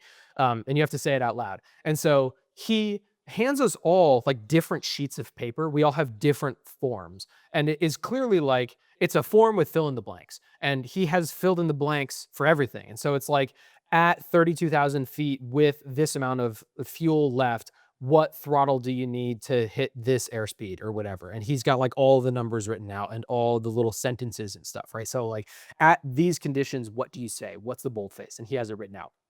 And he will like he can't see the papers, but he's pointing at the one I'm holding and he's reading off the boldface like word for word perfectly. And then he points to Grace's paper and he says the same thing, and my dad. And like it's a full sheet of fucking data, right? Like it's Yeah. all junk and he knows all of it by heart. And I was like, this is a lot of stuff. And he was like, I have thousands of these papers. Wow. I've thrown out more than I have now. I have so many. And I was like, wow, that's crazy, dude. This is a lot. And he was like, it's not that much. Like we do a lot of this. And I was like, wow. And he was like, yeah, we have to fill these out and then turn them in for grades, right? And it has to be perfect and not like close. It has to be perfect. Like the periods matter. I got a failing grade on one because I put 1,000 feet and I didn't put the comma in there. Like it's 1,000 feet, but he didn't do the comma. And to graduate to the next boldface or whatever, I don't like it's all my interpretation here, right? I'm Yeah. doing my best job to reiterate, but I don't know the technicalities of everything. Your whole class of 30 people has to get every single one right to move on to the next one. Everybody has to get it right. And so everyone will fill out their papers and turn it in. The instructors will grade it. You go do something else and you come back. And then the failing ones are hooked up on a wire. And so you're like, oh, fuck. Like, okay, we have to come back tomorrow to do it again because there's 3 pages up there. So 10% of the people didn't pass, right? Notably, I had mentioned previously the statistics of like how likely it is to get to the T-38s, right? And I mentioned that of a class of 30 people, most of them will graduate the undergraduate pilot training, and like maybe 2 or 3 of them will go to the T-38s. Of Yeah. his class of 30 or 32 people, 19 graduated. Wow. And so they had a high attrition rate in this specific class. Um, so he's walking me through this boldface stuff, and I was like, "This is all stuff you have to have memorized." And he was like, "Yeah, you have to know the plane inside and out. Like you have to know the mechanics, the avionics, the way that you interact with air traffic control, the way other jets are flying compared to where you're flying, right? Like, for example, the T-38s burn way more fuel than the T-6s do, and so the T-38 can hold 4 times the amount of fuel, but you run out in less time, right? Mhm. Because you're flying faster and it consumes more fuel. And so if you're running low fuel in the T6 and you need to land, but there's a T-38 in front of you, you have to wait for them. And what's the most efficient way to wait in an aircraft, right? Like you go up to a certain altitude, you set your plane at a certain attitude, and then you like coast down until you're ready to go or whatever, right? And he knows all this stuff. And I'm like, this is crazy. It's crazy that you know all this. And he was like, I'm actually trying to forget as much as I can. And I was like, really? And he was like, yeah, because I'm done with the T6. I'm not flying that plane again. I move on to the T-38. So I have to learn all this stuff for the T-38. And there's not enough space in my brain for both. And so I'm just trying to forget as much T6 text and stuff as I can. And I was like, wow, okay, that's impressive, right? Because there's a lot of stuff. And he's like, yeah, you can only, there's mandatory, like, you know, there's mandatory crew rest. So you'll work for 12 hours and then you cannot come back on base for 12 hours, right? Like you have to go home. But once you come back on base, you give a brief on what you're doing that day. Mm. So you work for 12 hours and then you go home and you study and you prep for the next day and then you come back and you do it again. So there's no downtime. It's like it's Yeah. 24/7. Like just go, go, go. And a lot of the work is studying to learn how to do these bold-faced up front sheets.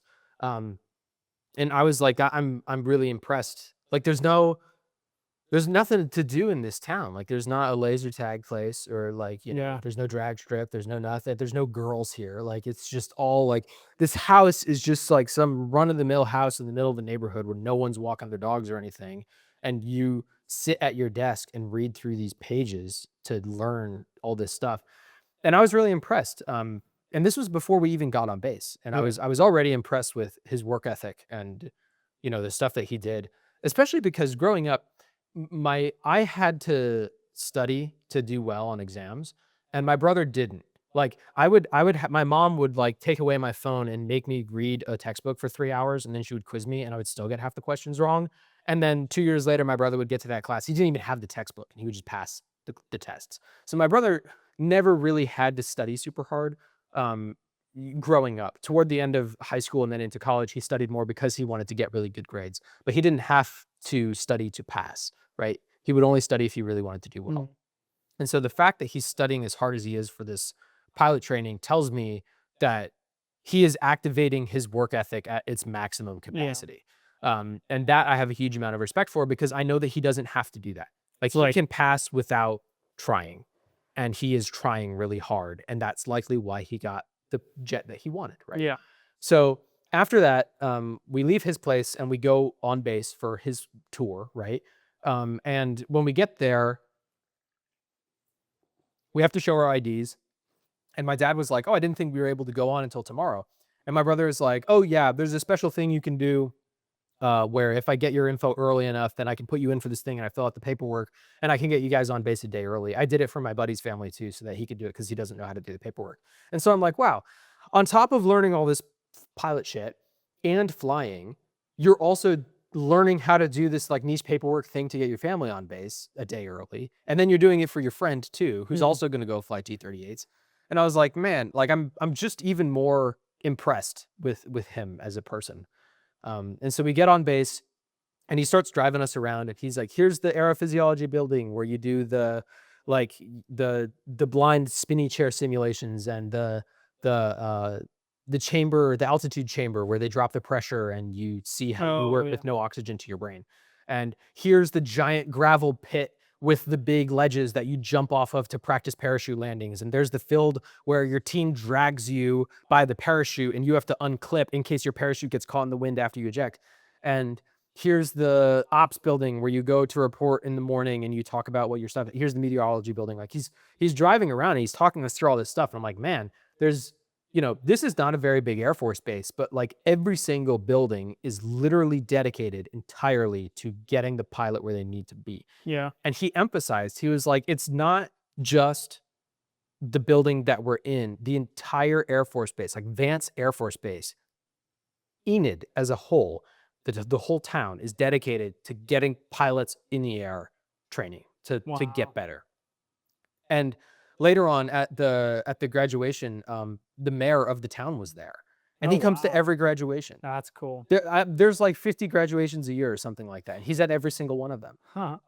And you can tell that there's a really strong connection between the town and the Air Force Base.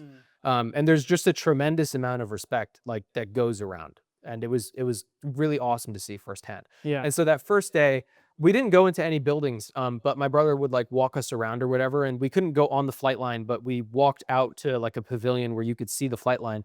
And there aren't like hangars. Like at Melbourne Airport, there's hangars that you keep the jets in and then you roll them out and then you take off or whatever, right? But here it's open air hangars. And so it's like kind of like a big like a soccer tent where there's four posts and then there's a canopy on top, but it's metal, Yeah. right? And all the jets are parked under there. And there's like 30 rows of these. Like it's all the way down. You can see that way of T6 Texans and like Wow. C1s and T-38s, and then all the way down the other way too. And then just past that is the airfield where you can see planes coming in and touching, going, or landing, or coming and taking off.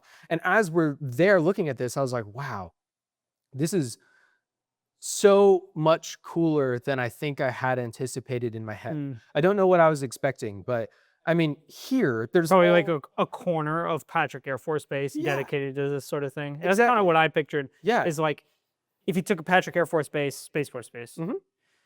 and took a corner of it and put a little runway on it with like a Yeah. couple hangars of training planes. Yeah. Like that's what I pictured. I Me too. pictured like Melbourne Training Airport, but Yep. like slightly nicer. Me too. I was Right. like, I expected to see a commercial aircraft or like a helicopter or Yeah, like yeah, yeah. something, right? Because that's what I'm used to here.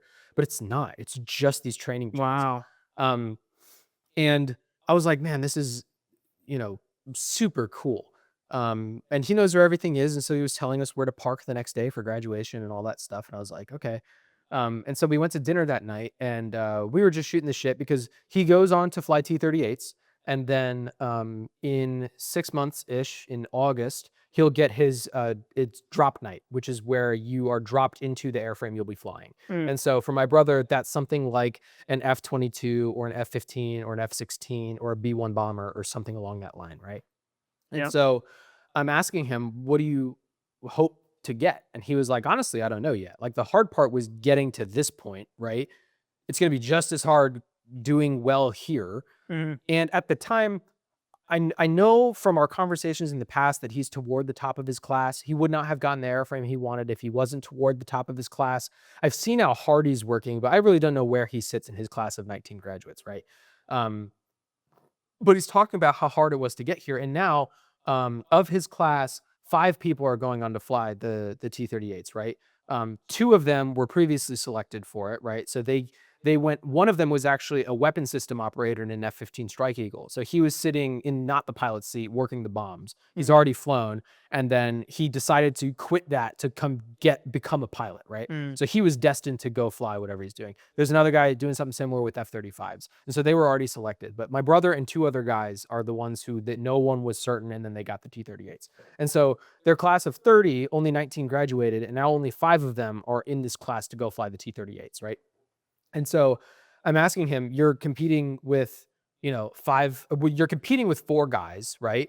One of them is destined to go fly F-35s. So it's you and 2 other guys. Um, and so you have to, I mean, it is, if you want a specific jet, you have to really fight to get what you want. What do you want? And he was like, I don't know. And I was like, well, I mean, you kind of like do you want a LaFerrari or a McLaren P1, right? Like you get to, this is Yeah. an awesome selection to work toward, right?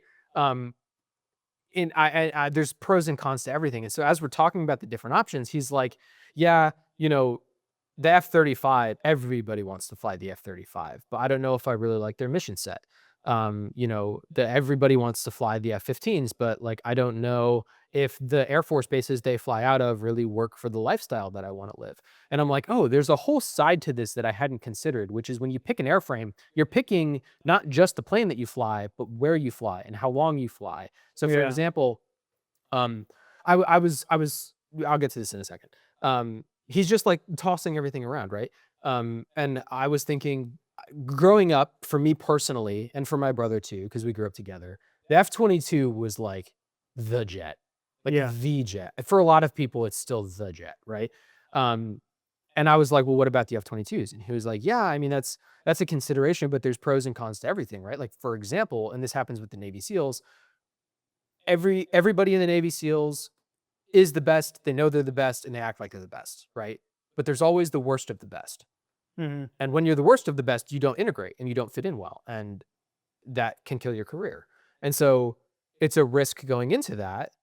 And I'm not sure really, I haven't spoken to the community and I don't know how it works. I've just heard about it. I don't know.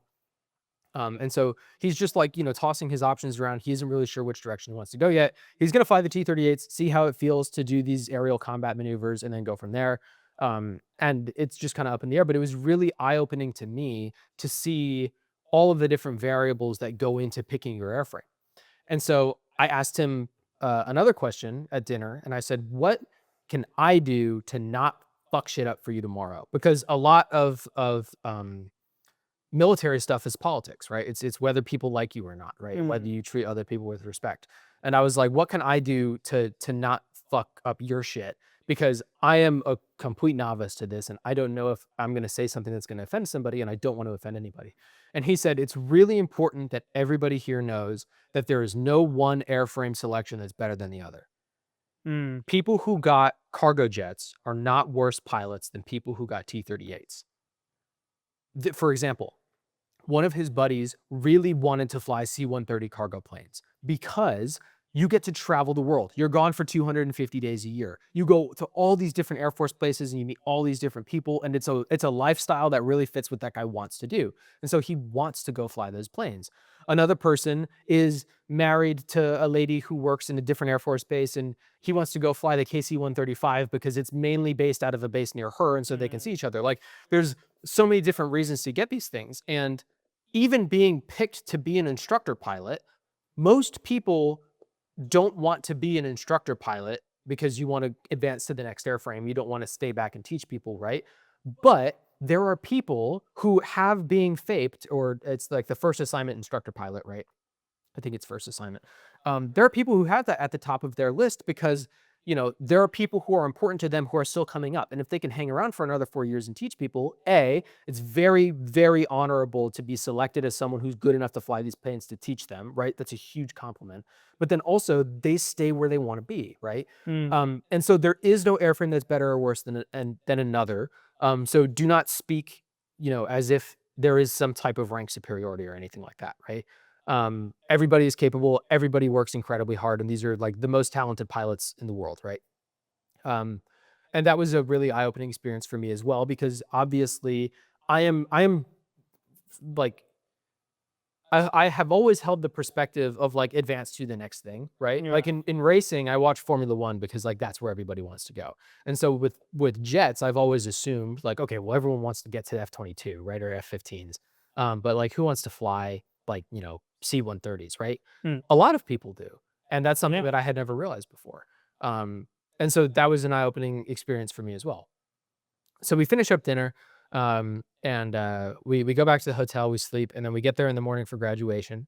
And when we get there, there's his class of 19 people, right? And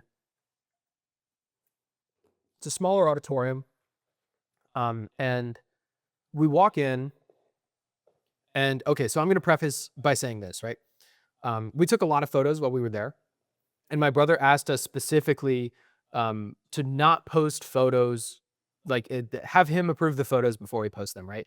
Because being humble and not being braggadocious is huge in the military space, right? Like generally speaking, people do not talk about their achievements, right? Mm. And so I'm going to be selectively vague in some of these departments to respect those wishes, because although this isn't a post, it is going to go online and people can find it.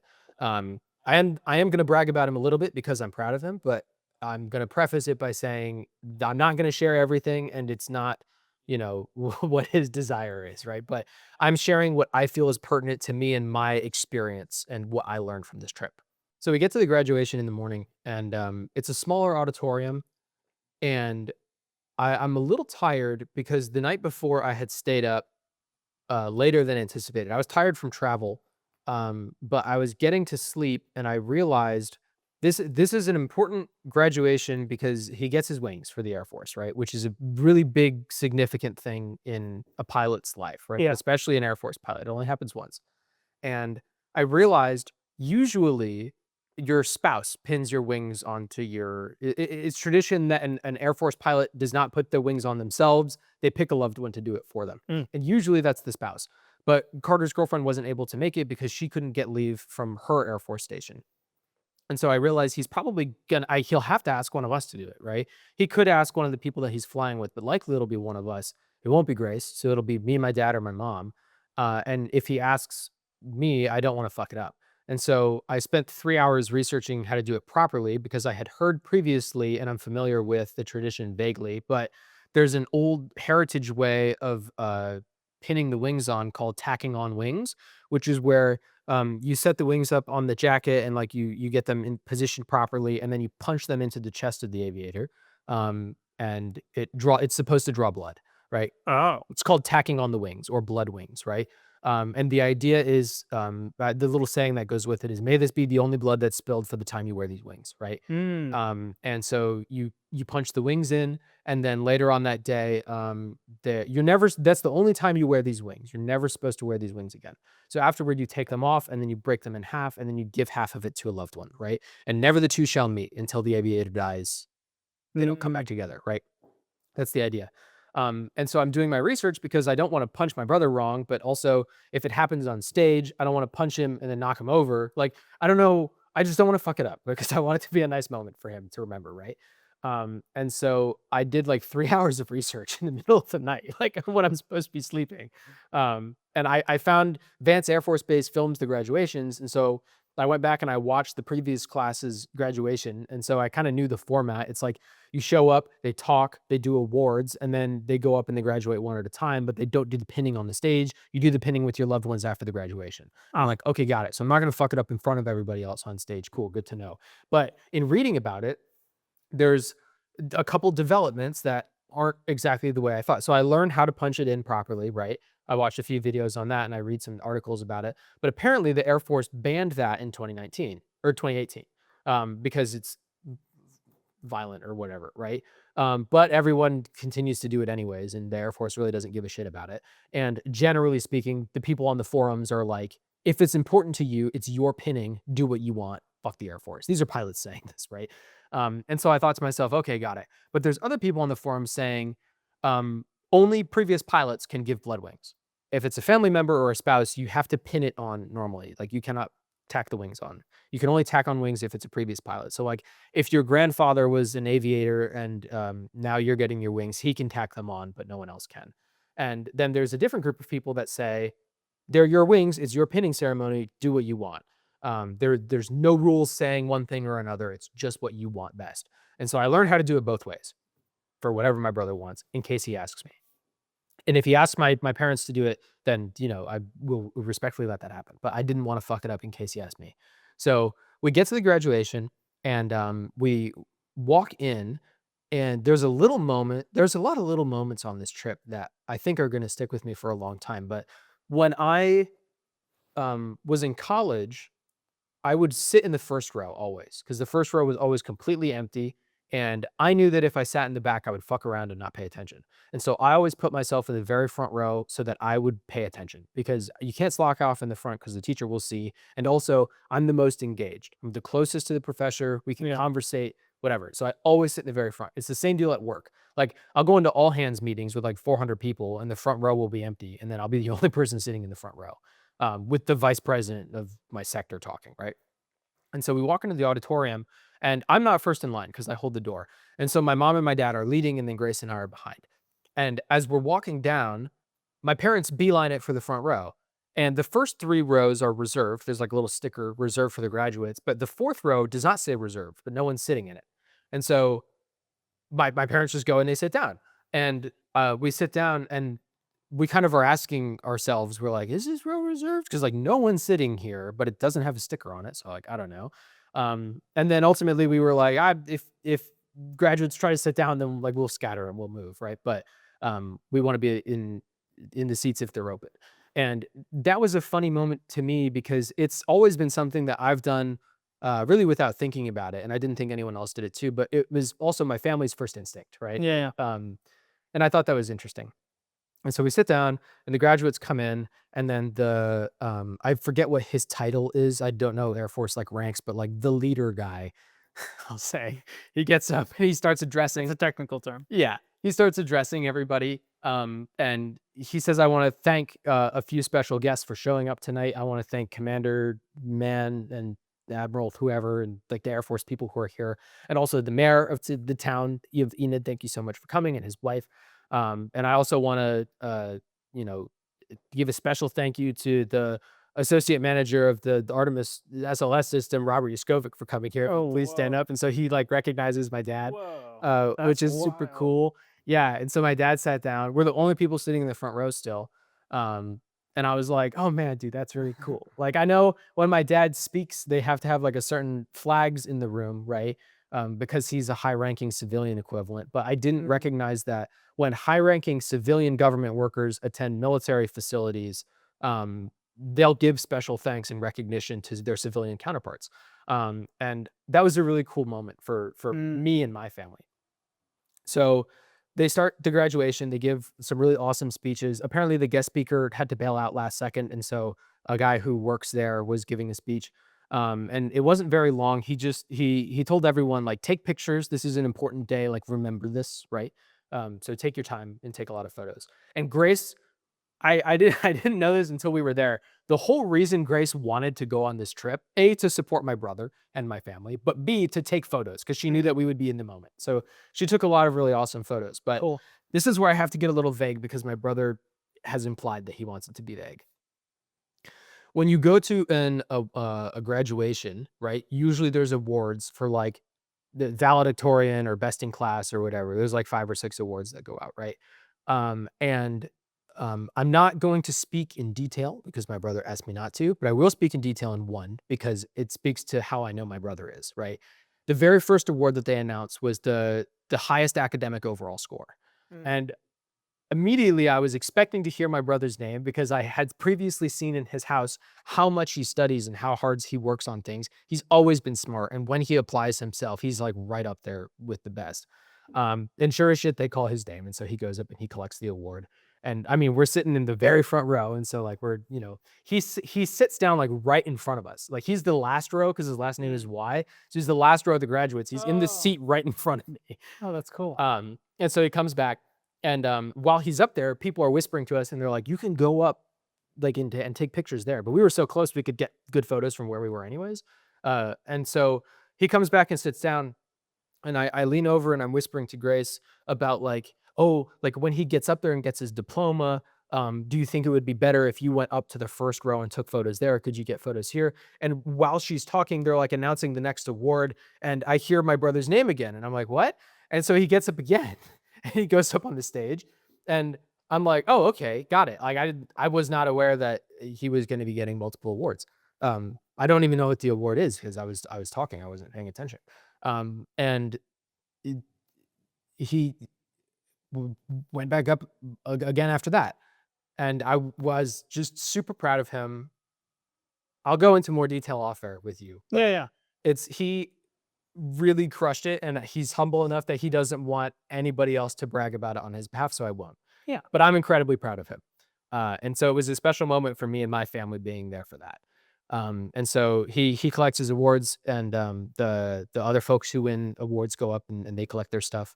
And then they all do the graduation walk where they go up one at a time and they get their wings and their diploma, right?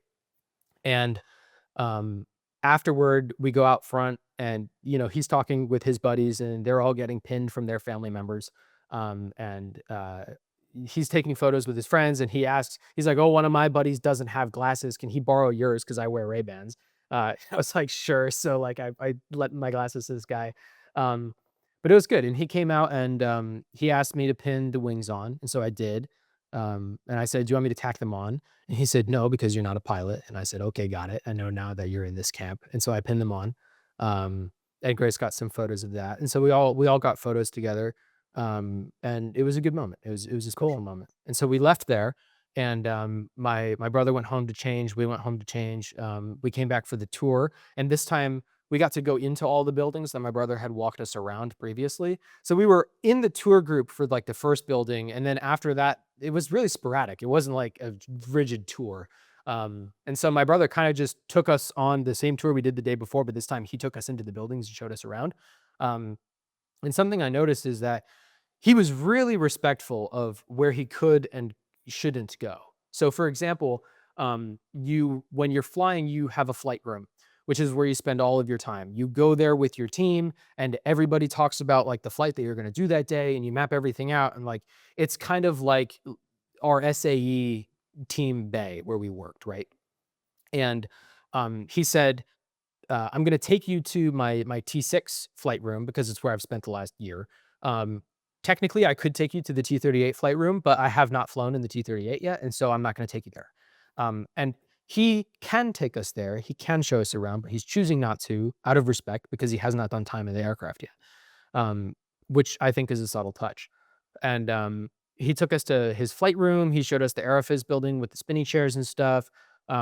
He took us into a couple other buildings. He took us to it's like the AFE or something like that, but it's the room where you have your helmet and your G suit and your harness, Mm. like where you get suited up before you walk out onto the flight line. And so he showed us, uh, he actually didn't show us his gear. He showed us someone else's gear because his gear was missing from the rack. And he assumed at the time that they were doing maintenance on his gear because there's a whole staff there that makes sure that everything is up to snuff. Another example of how everybody is there to help pilots get in the air. But actually, we later learned that they had already moved his stuff to a different section where the T38 guys are. Ah. And so that's where his stuff wound up being. But still, we got to see like the audio cable hookup and like where Oh, you wow, plug cool. your air tube in and whatever. And the way that the G shoots are patterned and how this one has a pocket knife patch on it, but the T38 doesn't need that, and so you can cut that part out now that you're in the T38s or whatever. And cool stuff like that. And then he took us out onto the flight line to actually look at the static displays. And they had a T6 aircraft that he has flown, and then two other trainer jets, but they didn't have a T38. Mm. And so he showed us around the T6. Um, it's a lot bigger than I was assuming it would be. Um, but, I don't know what more to say about it. It was really cool. They call it petting the jet, so we got to go out there and, like, touch it and, like, take a look inside the cockpit and everything, and so he would show us, like, "Oh, like, this is the port where you plug your air into, and then this is the switch that does that and the other thing," right? And one of the rooms we had previously been in was their simulator room, where they have, like, 20 different flight simulators where you can pick your jet and then, like, go in. And Cool. so they had a VR setup really similar to your sim, actually, but for Hmm. flight.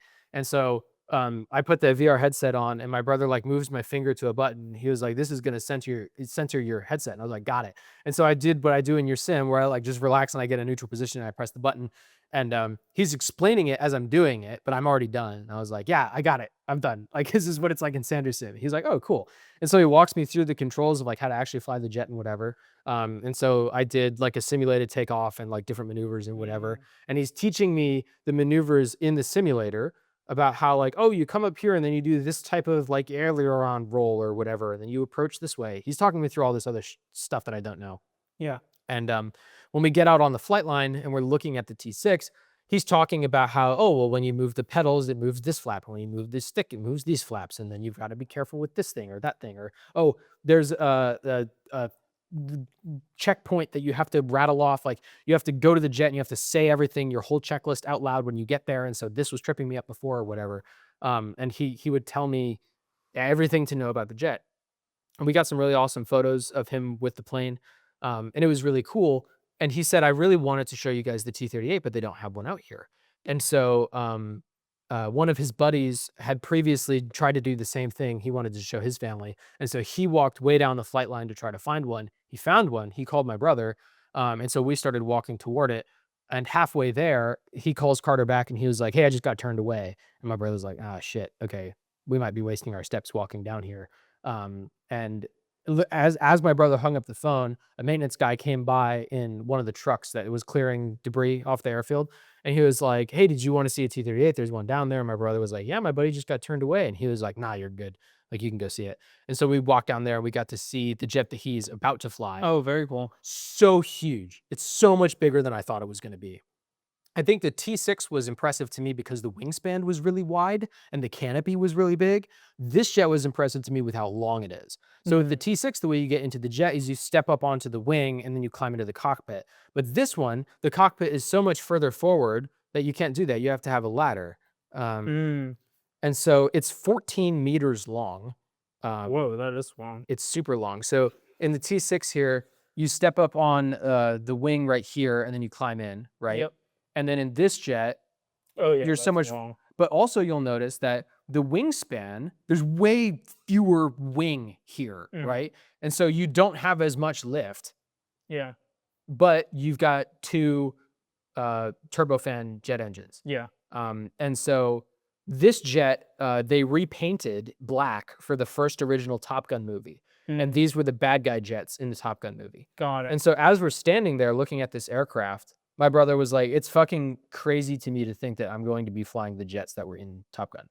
Um, and I like Yeah, I it's super cool. I was really it was a special moment. And so I was asking him, "What do you know about like what are you going to have to learn about this jet?" And he is just fucking firing off data. I mean, he's like, "Yeah, there's 5 fuel tanks. There's one here, here, here, and here, but you all refuel from one port, and it's got 4,000 pounds of fuel while the Texan only has 1,000 pounds. But your bingo fuel here is 400 pounds while the Texan is 100 pounds because you burn through it much faster. These are afterburning jets, so you can't have people behind you when you start the plane up. You have to have an air crew help you get in. And so the T6, you can show up and get yourself ready to go on your own, but here you have to have a crew to help you Mm. get going. And like, the pivot point on these tail fins is in the middle. So the fins rotate like this, whereas in the Texan, it's just the flaps on the back. And he's talking me through all this stuff and all these different engine parameters. And like you're thrust limited. And in the T6, you can go up to like zero point 0.8 Mach. And this one, you can go 0.9, but they don't go supersonic. Even though the jets can go supersonic, there's a bunch of regulations around when you can go supersonic. So usually they don't fly them supersonic advance. And so he's talking me through all this stuff. And um, I'm like, Jesus, it feels like you already know everything about the jet. Like, it feels like you don't have to do any more studying. And he was like, there is so much that I do not know about this jet that I Mhm. have to know before I can fly it. Yeah. So His first flight is in 28 business days, so he has, like, 6 weeks of ground school that he goes through before he takes his first flight in that jet. Mm. The first flight is called the Dollar Ride, and so that really goes to show with how much he already knows. I know he only knows it because he's doing the studying himself, because he's only been to 1 class 1 day, right?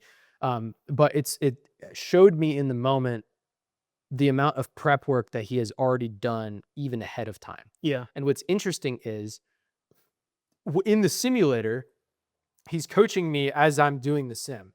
And so I'm on the runway and I'm like throttling up and I'm accelerating. And he was like, "You want to take off at shit, I forget this takeoff speed for this jet. Hang on." And so I'm accelerating in the sim and I'm at like 100 knots, 120 knots, 130 knots. And my brother has to go to a buddy to check to remember what the takeoff speed is for this plane that he flew 3 weeks ago. And then he comes back over, he's like, "It's 185 knots, pull up at 185." I was like, "Oh, okay." He was like, "Right now." And so I pull up and I had a thought in the moment to myself. Yesterday, he told me he was already trying to forget as much T6 data as he could so that he could learn the T38 data and make space in his brain. And he forgot already the takeoff speed in this jet. That's how fast he can move information in and out of his Mm. brain. And that takes a lot of skill. Yeah. That's impressive to me. And so we're on the flight line looking at the T38. We wrap up when we're there. We get cool pictures or whatever. We turn around and we start walking back. And as we're walking, T6s are coming in and they're doing touch and goes. And so as they're coming around, my brother is pointing out, he was like, "That guy is about to do this bank turn. He's going to lose this much altitude. He's going to drop this much airspeed." And so it's because he's going to turn in, he's going to approach on landing strip 2, and then he's going to touch down and then pick back up again. And then he'll go right. And then the next guy will come in and do it. And as he's saying it, these are the same moves that he had me do in the simulator. And sure as shit, the jet touches off, it comes up, and then it does a bank turn, it drops altitude. I can see it slowing down. It's doing exactly what he said it was going to do 5 seconds before it does it. Yeah. And he can just tell because he's done the program so many times, and he can tell what the attitude of a jet is just by looking at it on the ground. And I was like, "Man, this is impressive, dude. This Yeah. is like, my brother has impressed me before with things. You know, he played chess really well in high school, and that has always been impressive. He did really well on the SATs. That's impressive Mhm. to me too. But this is a different level of skill set that Yeah. I've never seen before from anybody, but especially him. It's just it's unbelievable. And so we walk in, we leave the flight line, um, and we all, I think, go our separate ways to get ready for dinner. We come back, we do the graduation dinner. It's nice. We're sitting in a room with, it's a nice room. It's kind of like a VFW where it's all like, wood paneling and low lighting and Yeah. a lot of veteran stuff on the walls. And everybody there is in their mess dress, right? Like the blue suits with the ruffle shirts, and everyone's dressed really nicely. And they have another speaker who gives like a little speech, and they have a table set aside. It's a single seated table, and they have a little thing where they talk through what each item on the table represents. And it's a single table that's set for one, but it's an empty table, and it's meant to represent the soldiers who are not coming home. Mm. And so they have an honor guard man there who's walking through like each item. And so like there's a candle on the table and a rose and a Bible and things like that. And so they're walking through how when we're here to celebrate, we have to remember those who aren't here and won't Mhm. be able to celebrate. And that was a tough moment for me because I've never considered that my brother might not be coming home. Yeah. The whole trip, I was really excited.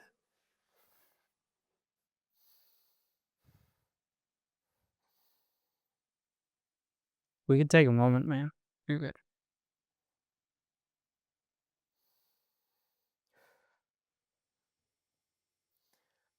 I'm really excited for him to go get to fly these aircraft. Yeah. But it's not just flying the aircraft, it's doing the mission. And sometimes that mission means not coming home. Yeah. That's true. So it was a somber moment for me. But at the same time, everybody in that room is there to do that if they have to. Right. Yeah. They all know the risks, they all accept the risks, and it's why they're there. And so they're going through, they have like a bunch of baby pictures come up on the screens of each of the pilots as they go through, and then the jet that they're going to go on to fly. And so I get to meet some of the people who are flying different airframes. Um, And it was really cool to get to talk to more pilots because they're a lot more similar to my brother than I think I would have assumed that they would be. Mm. But they're also very different. A lot of them are very different. A lot of them I think are more like jovial and free spirited than my brother is. And my brother had told me, he was like, not everybody takes these courses the same. Like some people, similar to how he was in high school, cannot study and still pass the exam, right? And they won't be like at the very top of their class, but some people are very close without having to try very, very much. So some people will spend more free time with friends or playing video games or like reading or whatever. But it became very apparent to me that my brother spends a lot of his time alone reading and studying. Yeah. And the dinner was very nice. It was similar to a lot of the VFW dinners that I've been to. And at the end, they had a montage play. It was like a get hype video for like America and the Air Force as a whole, right? Mm. And so they did this thing where they were like, everybody cheer when a jet you have flown or a jet you want to fly or just a jet that you like comes up on the screen. And so like a C-130 would come up and all the C-130 guys would cheer, and then like an F-22 would Mm. come up and like everybody like whatever, right? Like, and I went through and I was waiting to see if they would have a clip of the B-21 come up there. Mm. And there was one frame from the rollout that we watched together in 2023 in the SAO Oh, yeah, building. yeah. There's one frame that I caught um, that made me smile. But it was that watching that montage was a bookend piece to the memorial table that they had set, because it's so rare that I'm in a space where everybody is as excited and as amped up and as passionate about Air Force machinery as I am. Mm. And this trip in particular gave me a special appreciation for it's not just the equipment, it's everybody. When I go to work, I work on the equipment. I work on designing like the machine that does the Right. thing. And this trip showed me, I mean, A, there's a non-zero chance that I met some of the kids who will fly stuff that I've designed. And they're some of the smartest and quickest people that I've ever met. Mhm. And like they're excited to go fly the things that we're working to build, but it's not just them, it's the entire Air Force base and it's the entire town of Enid. And there's dozens of these places across the states and in other countries all working to support these groups of guys. Yeah.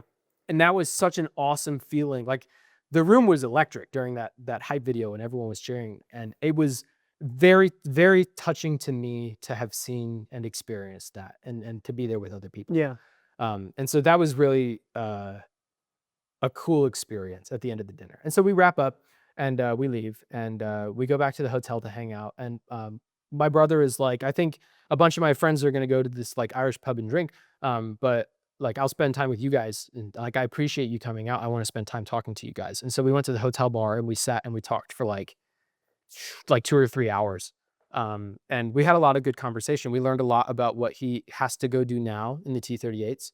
Um, it's basically like nonstop days, like Mhm. where you don't sleep as much as you want to for the next like 6 months, and you do a crazy amount of work. And he talked about how his girlfriend is long distance, right? Like they only get to Yeah. see each other every once in a while, but they'll sit on the phone with each other. And sometimes he'll be like, "Hey, I've got to hang up to focus on this for 10 minutes." And then they hang up. Or he'll get home and he'll call her and he'll be like, "Hey, I'm going to call you in 30 minutes. Bye." And then he'll hang up and she'll call back. She'll be like, "Is everything good?" And he's like, "Yeah, I didn't want to talk to you. Like, I just needed a second to decompress." And they compartmentalize it really well. Mm. But that showed me it's not just the people on base, it's not just the town of Enid, it's not just the contractors who work to build these things, it's the spouses who support these pilots through this type of Yeah, stuff. yeah. And I really got a more holistic picture of what it means to be a pilot in the Air Force, because it's not a job, it is a complete sacrifice of everything Yeah, to it be is. that Yeah. and to do that.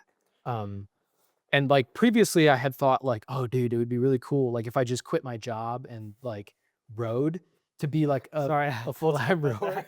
at Every Sorry. time I say quit my job, I had to laugh at that one. every time every time I go, "I should quit my job and be a full-time rower and then go, like, compete at the highest level or whatever," right? Yeah. It's just, like, an idea, it's just a dream, right? Not that you would ever do it, but, like, these guys really take it to the next level in terms of my brother wakes up drives to base. He's only 5 minutes from base. So he drives to base and checks in, flies for 12 hours or does ground stuff for 12 hours, goes to class, comes home, studies as long as he can stay awake, and then he sleeps, and then he gets up and he does it again. And he does that every day for months. And like, I don't even think, I mean, you and I did a pretty good stint for SAE, but we would still fuck around and like go drinking at 2 a.m. or 2 p.m. or whatever. Like we would Yeah. still cut it loose, In right? the fall. Yeah. Yeah. Yeah. But these guys don't. It's just locked in the entire time. And they have really great camaraderie between one another, and they like razz each other, but they all have that same thing that my brother does, where it's like we razz each other and we tease each other while we're here, but we have immense respect for one another, Mhm. and they all have that. Yeah. And that's something that I really resonate with from rowing, because in rowing, when you're practicing, you're competing against your teammates and you want to beat them, but really what's happening is you're pushing each other to make sure that you guys are as strong as you can be so you can go beat another team together. And during practice, we'll razz each other, but when it's race day, we're confident that we have each other's backs and can pull as hard as the next guy to go beat Georgetown or whatever, right? And it's the same here where they razz each other on base because they know that when they go fly real missions and real sorties, they need to have each other's backs like ironclad to go beat Mm, enemy mhm. aircraft. So we're talking at the bar, and I had an interesting note to add. I asked him, "Okay, so you're going into the strike wing now, right? Like you're not flying tankers, and you're not flying cargo, and you're not flying Gulfstreams. Like the airframe that you go in will be like weapon capable and will deliver Mhm. death to people, right? Have you considered that?" And he said, "No. A lot of pilots, when they go into the strike division, you're the tip of the spear, right? So like you are you are one component of an entire conglomerate of people making these decisions, and you're just the one to press the button, right? But the way the kill chain works, F2T2EA, find, fix, track, target, engage, and assess, is uh, there's so many people that go behind it, and now that is more present to me than ever, having had this trip. But then also there is like CSOC, the uh, fuck, I'm blanking. Central Command. I won't be able to help you with this acronym. Hang on, it's I know this one. Hang on. No, CSOC is cyber. Hang on. Oh, CENTCOM, that's what I mean to say. Central Command, right? There's people back home who are making these decisions. And Mm. so you're the one to press the button, but you're not the one to make the decision, right? Ultimately, you are here to do what others can't because they need you to do it.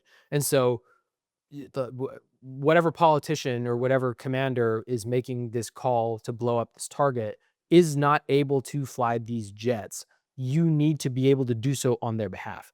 And I thought that was really interesting because that's a similar approach to what I have seen at work. And I told him, I was like, "How much thought have you given this?" And he was like, "None at all, really. Like, it's just, I will do what is required, right? And if I have problems, I'll deal with it afterward."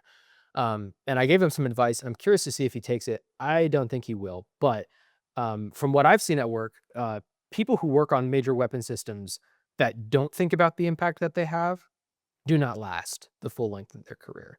It's the people who think about it all the time and it's very clear and present in their mind, and they accept what it is that they're doing and the risks that the stuff that we're designing might might be chosen to be used in a way that you wouldn't agree with, that has mass effect.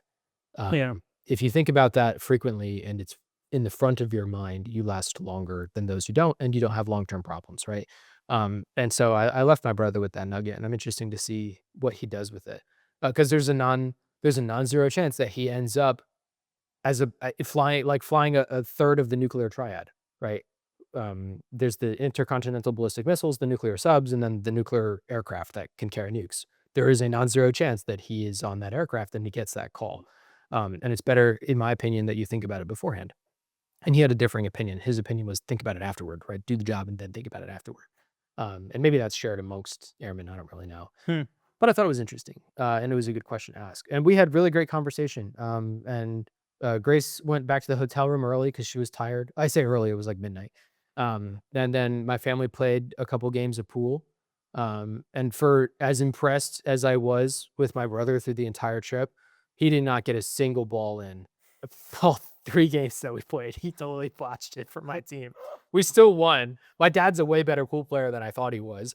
I played way better than I thought I was able to. So my brother and I ended That's up good. winning, but like Buddy didn't get a single ball in. Oh, man. It was so funny because I was like, I've spent all weekend like just marveling at how incredible your work ethic and ability is. He talked a lot about how um, you learn under pressure. Like you aren't taught and then you practice and then you're evaluated. Sometimes the evaluation happens all at once, and there's not a syllabus that you follow. Like there is like you don't show up to class and they tell you this is what we're learning today and then the test is next week. The Air Force has criteria that you need to meet at certain points to graduate, right? And so it's up to you to figure out what can I do to hit those certain points on time to graduate. So for example, in a few weeks, he's going to go in the centrifuge because he has to be able to withstand, I think it's like 7 or 8 G in the centrifuge, but it's not, Wow. it's 7, but it's not just going to 7 because he's pulled like 6 point something in the T6 Texan before, but that's a single turn. In the centrifuge, it's like they bring you up to 3 and then down to 2 and then up to 5 and then down to 3 and then up to 7 and then down to 5 and then up to 7 again and then down to 3. Like it's continual G's, right? And so he was telling me, yeah, I know that my test is in this number of weeks. And so it's up to me to prepare for that test. No one teaches you how to do it. You just learn from guys that have been it before you, or if you have a really cool instructor and they tell you what to do. But for example, if the training that he's doing for the centrifuge is you tense your legs up and your abs like really hard, and then you want like a really loose upper body to try to keep all the blood in the top half of your body, right? The G suit is only good for like 1 or 2 Gs. So if you're pulling 8 Gs, the G suits help you get down to 7, but your body has to withstand just 7 Gs. And so then you do the K breathing. And so they've been working out the lower half of their body the past like week or two to try to get their leg muscles like to activate, right? The mind muscle connection. And they've been practicing that to get ready for the centrifuge. But like there's 15 other things that they're evaluated on like that week too. But what you kind of have to pick and choose as a pilot is like there is not enough time to learn everything. But I know if I don't pass, he had a really great example from the T6 that I can't quite remember. It was something like in the same day you're being evaluated on how good your comms were, your communications, and how good your landing was or your approach to the landing. And he knew if I don't pass the comms thing, I get another shot in 2 weeks. If I don't pass this landing thing, I'm cut and I'm not getting my T38. Mm. And so he really focused on the landing thing and did not prioritize the comms thing as much because he knew he needed to land the landing thing, land the landing thing. Um, and so there's like strategy to it where it's a lot of self-driven stuff, which is just even more impressive to me because it's not like you sit down in Miklo's class and you learn about a Yeah. fucking Brayton cycle engine and you know the exam is coming. It's like if he said, I'm going to test you at the end of the semester, here's the textbook. And Right. you have to pass certain exams at certain points and you go figure it out on your own. But now you're doing it at 10,000 feet in a jet that's pulling 6 Gs with like 10 different people moving around you, you know? And he had a ton of awesome stories about just how complicated it is and how quickly you have to think and how you have to repeat shit. He had an example where he was the first one to go up. And the way it works is air traffic control will read something to you and then you have to restate it perfectly, right? And it was his first time. He's like trying to figure out the controls and shit. And like his radio switch isn't working that well. And like there's guys taking off in the T6 behind him, but he's the first one to go. And air traffic control reads something to him. He doesn't understand any of it. And the guy reads it off for like 65 seconds, like over a minute. This air traffic control guy is reading it to him. And my brother recites it back to him perfectly, no errors. My brother doesn't even know how he did it, but he nailed it. And then he like kept going, and like everyone behind him was like fucking it up because it's such a long string of shit. But everyone would like get 30 seconds in and then be like, I don't know the rest of it, man. You talked for a full minute. Um, but it's one of those things where it's like, how much capacity do you have to intake all of this information, digest it, compartmentalize, store it, and then recite it, right? Yeah. And so he talked about the different techniques that he uses to like encode information and how it's better for him to encode when he's alone, but he can recite it better to teach other people later, and like that recall helps. Yeah. And so like I was just so impressed. And so we rounded out the trip with a drive back to OKC. He joined us for the hour and a half drive back to the airport. And we had like brunch together and whatever, and we said goodbye. But it was a really awesome trip, and I learned a lot. And so I don't have like a concrete life lesson this week, but I think the overarching lesson is just that the US Air Force fucking rocks, dude. It's just the coolest fucking thing. Like I watched Top Gun Maverick on the flight home because I was like, I want to feel like, Mm, you know, like hoorah, right? Like I did watching the hype video at the graduation mm, dinner.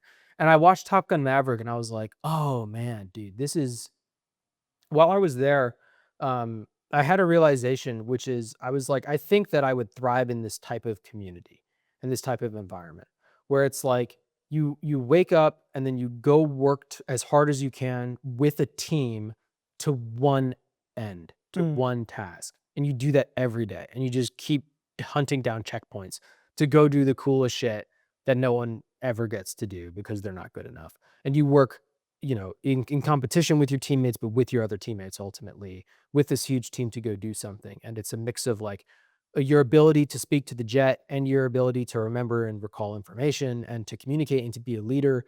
And there's so much to do, but you literally dedicate all of your time to doing that one thing.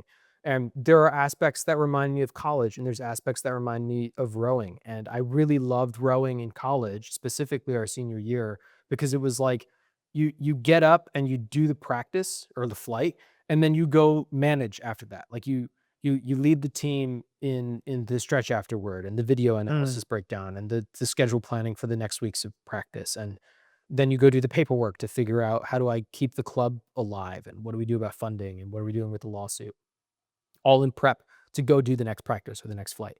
And there's great camaraderie with the team, and there's a college behind you that cares about you. And I thought to myself, man, this environment really speaks to me, and I really love the idea of being out in the middle of nowhere where everyone is helping you get where you need to go. Yeah. And I told Grace, I was like, this really speaks to me in a way that not many other things do. Um, and I'm at huge risk of quitting everything I do to do this, which it feels shiny object syndrome, like you said in your life lesson. Oh, yeah, yeah. But realistically, I recognize I'm not going to drop everything that I do to go do this, but it does call to me. It does beckon. And I told Grace, I was like, here's what I'll do. I'm going to go live my life normally. But if you get hit by a bus, then I have nothing left holding me back, and I'll just enlist in the Air Force and I'm going to go be a pilot, whatever, right? I'll try Yeah. once I have the nothing left to live for. I'll go dedicate myself entirely to that, right? But that was also a reflection point for me where it was like, what holds me back from doing something like that? And the answer is you give up literally everything to do that. And then you have to do it every day at the highest level. And I think that I would thrive in that type of environment, but I have strings that hold me back from that right now. And it's not holding me back, it's just holding me in one lane instead of the other, right? And that makes me appreciate what I do every day because I clearly love what I do every day enough to not give it up to go do this other thing. But then equally, the people who do this other thing are giving up what I have to go do their thing. And I have a huge amount of respect for them for doing that. Mm. And so um, it was an interesting little idea that I had comparing Top Gun because growing up, I love the movie, but it doesn't make me feel like, oh, I want to go be a pilot, right? Yeah. Um, in much the same way that Drive to Survive or the F1 movie does not really get me excited about Formula One. It's like Mm. it's neat and I'll watch it, but it doesn't get me amped up, right? But when I watch Formula One live, like when I watched Abu Dhabi 2021 live in my bedroom at 8 a.m., I was locked in and fucking very inspired to do anything I can to be a part of this world, Mm. right? And I get that same feeling as I do from Drive to Survive when I watch Top Gun, where I'm like, "Oh, this is neat. I like watching it," but I don't feel particularly, like, inspired. But when I'm there in person experiencing it, I'm like, "Oh my god, this is incredible." Yeah. And it Yeah. was a very cool feeling. Yeah, I get that. I get that. I think it's a similar feeling to what I get when I see, like, a historic 9/11 start up in the pit Mhm, and go out on track. mhm. It's like, this is not the best at anything in comparison to today. Mm, right, like, obviously, there are different parallels between a Yeah, 9/11 and the Air Force. Yeah. But it's like it's that feeling of this experience speaks to me, and I want to have this experience and propel the future of it so that other people can experience it too. Yeah. And that's important to me. And it doesn't have to make sense to anyone else because it makes sense to me. It's Right. kind of like that, Right. right? Um, yeah, no, I get that. It's cool. It's It's why, super cool. part of the reason why, like,